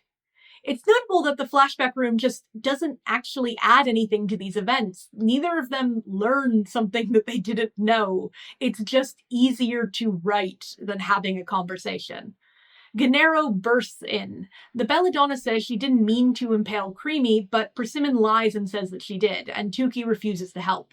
The 7-7 tournament is officially cancelled, and we get a long interlude discussing about how this announcement throws the world into pandemonium. People are gouging out eyes in malls and jumping off of buildings. Slaves are rioting in their factories, and none of this is important. The Belladonna is taken to the Ugly Room, a grim prison where every surface reflects the ugliest possible version of yourself. This is where CL was held and seen torturing herself, and is the sort of facility you really must question the purpose of inside of a magical school for models. The Ugly Room is not about reform, it is about psychological and physical torture purely for the purpose of pain. As Tuki and CL go to visit the Belladonna within, we are informed Creamy is also there, despite the very explicit emphasis on her death. Oh well. She's kept on life support in a dirty prison cell rather than the hospital because punishment supersedes care. To help close out the book, we do get another dose of body horror as the girls look in on their mothers. Tuki and CL walked together down the long, dark red corridor, and they were greeted with a new smell, the stench of rotting flesh, which grew stronger with every step. They stopped at a room that looked like a gaping red mouth, badly lit and filled with shadows and more rancid smells. The Belladonna sat upright in a chair, dressed in a gray, ugly room jumpsuit, similar to the one CL had worn. Her body faced a wall of mirrors, which reflected not the lovely woman they had just seen in the flesh for the first time, but a pockmarked, scaly-skinned beast. She had entrails for hair, a twisted tree root for a nose, and millipedes for eyelashes. The Belladonna writhed in pain at her hideous reflection, but she couldn't turn away. A restraint around her head forced her to face forward. Her wrists and ankles were bound to the chair, which was bolted to the floor. Metal clamps held her eyes open, making blinking impossible. A saline stream dripped into her eyes from a clear bag above. "Oh," Tuki gasped, averting her eyes. The Belladonna's face reminded her of a ghastlier version of her own at the THBC. Next to her, Creamy, also dressed in an ugly room jumpsuit, lay on a cot, her filthy feet splayed out, her dingy, wrinkled skin looking even more puckered and damaged than usual. Her soot-caked eyes were shut tight. Tubes protruded from her veins. Wires stretched from her nose. A bag was attached to her gut, draining blood. Bellissima lay on her back next to Creamy. Someone had kindly wiped the dirt from the doll's face. Tuki studied Creamy carefully. My mom doesn't look that much different from when she was in the flashback room. I guess the ugly room figured she was dirty and ugly enough, CL said. Tuki looked desperately at CL. Do you think my mom's gonna die? CL pulled out a chair for Tuki to sit and read a medical chart at the foot of Creamy's cot. It says here that no vital organs were hit, but she's lost a lot of blood. It looks like it's touch and go. But if your mom survives, Tuki, she'll probably remain in the ugly room for a long time. Probably a life sentence. She broke a serious rule by invading Modelland. You saw the flashback. She was banned for life. Page 531 to 532. Let's be clear, Creamy is an outrageously bad person in every sense, but I do find something horrific in how matter-of-fact CL is about her fate. A life sentence for trespassing, locked in a room that smells of rotting flesh. When she's healed, they'll put her in a vice and leave her to go insane. As the Belladonna is jailed beside her, it isn't clear who is enforcing this rule, yet it is readily accepted as the inevitable truth. This book takes place in such a nightmarish world, yet I still get the feeling that it thinks I'd like to visit and attend this whimsical school where due process doesn't exist and the god dictator of fashion has the right to do anything she wants to your body and mind. CL and Tuki speak to their imprisoned mothers, sharing a heartfelt exchange of monologues about their desire to be loved and recognized, and the abuse they nevertheless suffered. Difficult relationships between parents and children is perhaps the strongest running theme of Modelland. These girls, but also Shiraz and her exploitative father, Piper and her resentment of her albinism she inherited from her parents, Dylan and her father's sudden death. Even Zarpessa could be said to be dealing with inherited troubles, a pressure to present as something because of her family, rather than exist in a state of truth. These story threads exist, but never come together, with the same flaw as other themes of the book. There is no sense of anything deeper beyond the existence of these issues. Tuki and CL at least receive a conclusion in this scene. Tuki is able to tell her mother she was wrong about Tuki being worthless and ugly, and CL confronts the Belladonna about her cruelty and how, despite seeming to love CL as a baby, the Belladonna never told CL the truth and acted horribly. While Tuki's speech is cathartic, her mother can't respond. The Belladonna can, and we immediately lose any hope that this will be a scene about breaking free of generational trauma and recognizing the harm of abuse to stand on your own. The Belladonna talks, and it turns out she does love CL and had to do all that to her and was trying to protect her by abusing her all year. And while the Belladonna isn't freed and forgiven, they do hug and cry and seem to make up. Her explanation is that Gennaro Nars is the real bad guy. He was going to kill CL for digging up her friends' bodies. He put a price on her head, whatever that means. And if CL didn't reform after this past year of debasement, humiliation, and physical torture, Gennaro would have had every right to execute her. The Belladonna doesn't address why she didn't tell CL that she was her daughter at any point. Her mother forbade her, but her mother is dead. And the Belladonna, she is the Belladonna. We are given no reason why a teacher would pose any threat to the royal goddess who controls the school. If anything, the best reason we have is just legal precedent. Gennaro would have had the right to kill CL for breaking the rules, and so the Belladonna had to do all this. But once more, we are butting heads with the laws, as if law is a concrete beast and not something written. So CL disinterred a body. So the Belladonna had a normie boyfriend. These have been devastating events, not because of their innate nature, but because of the unfair law around them. Yet, like societal beauty standards, like systems of oppression against the inhuman, like structural sexism, the law is regarded as a fact to deal with rather than something that might be changed with direct action. As the Belladonna and CL reconnect, we finally learn the last big secret of the book. Why the hell CL is named that. When I had you, I looked into your gray eyes, and the first thing I said was, I see love. And CL, every time I see you, even right now, I see love. That's how I named you. CL. See love. Page 535. Like, gee, Belladonna, you sure must have been seeing a lot of love when you put your daughter in a straitjacket in a razor-lined cage and sung about how she was a skank scallywag, a troublemaking malady, a traitor, a defective. Bursting in on the scene, which has been occurring a lot lately, is Gennaro. We've just been warned about how he plans to kill CL, and suddenly here he is, ordering her to be seized and telling her she's about to pay for what she's done. She and Tuki are taken to the M building, where the board of Modelland waits. CL is put in front of a spotlight with what appears to be a crystal guillotine and is forced to lay down and put her head inside of it.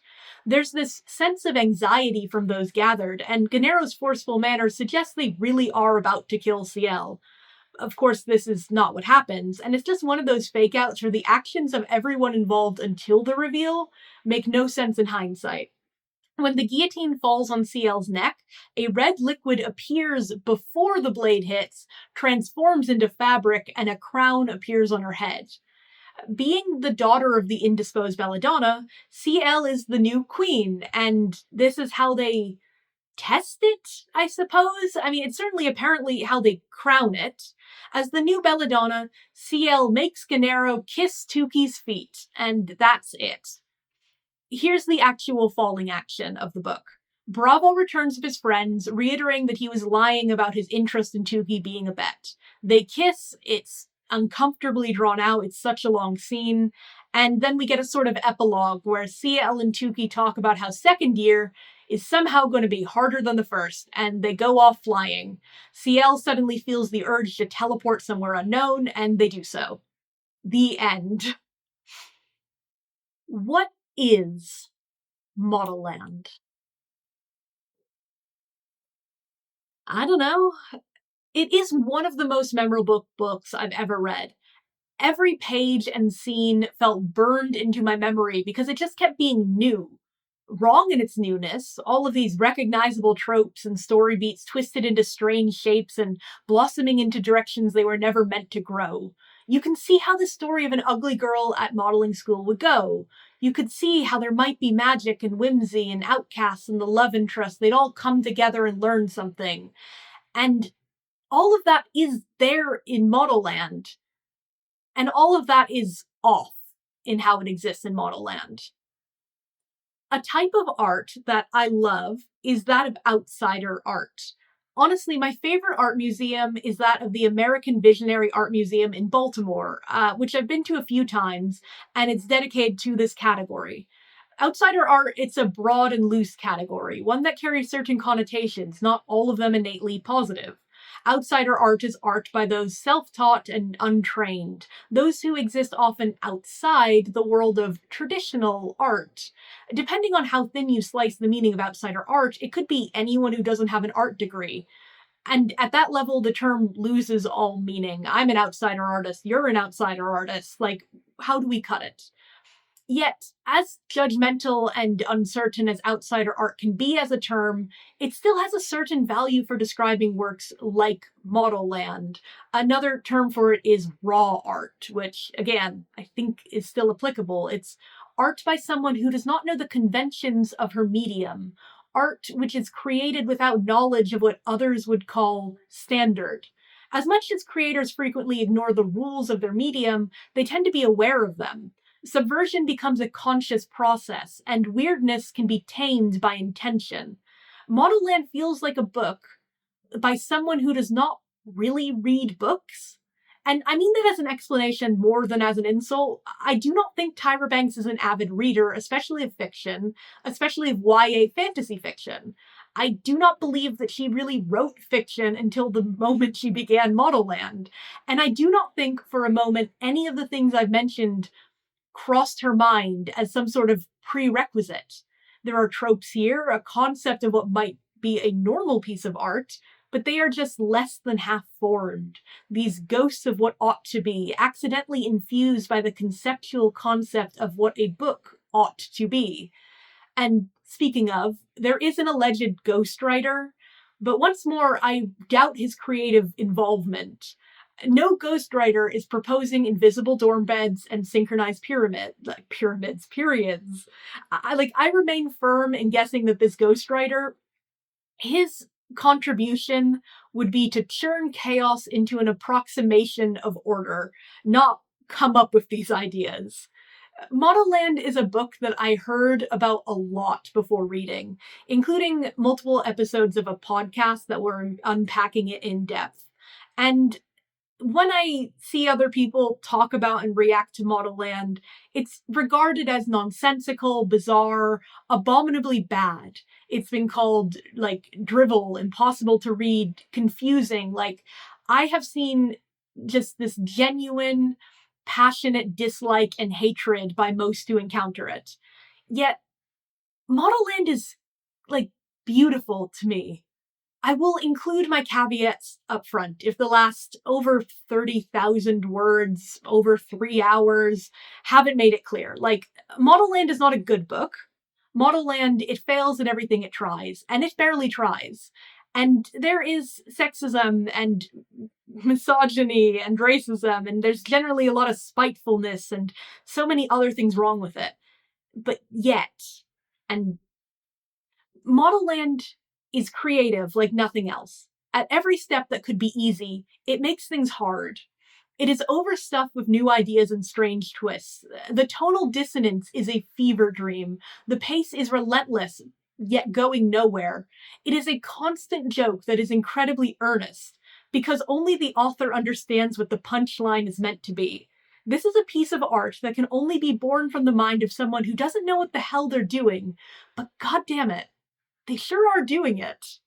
A way to understand Modelland in a far shorter format than this review or reading the book is to listen to the Modelland theme song.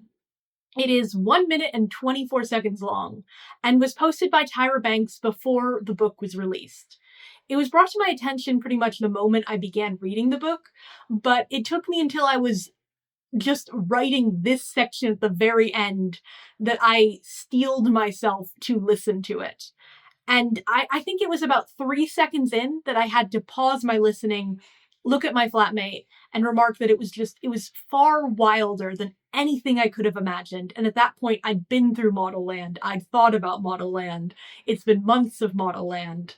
And this song blew my mind instantly. The Modelland theme song, like Modelland itself, is something beyond bad. Unquestionably, it is one of the worst sonic experiences possible.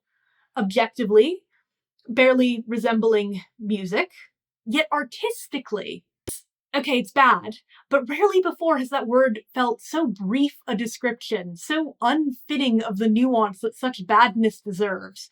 No one could listen to the Modelland theme song and call it a song, let alone confidently post it to Twitter to her, at the time, 10 million followers. That's audacity. That's confidence. That's rather incredible. And that's why I think Modelland doesn't get enough credit for what it is. It's boldly, ridiculously, tremendously a mess. But a mess of more vision than any other bad book I've read. I still don't know how I feel about Modelland. As a whole, there's so much I genuinely find distasteful and unpleasant.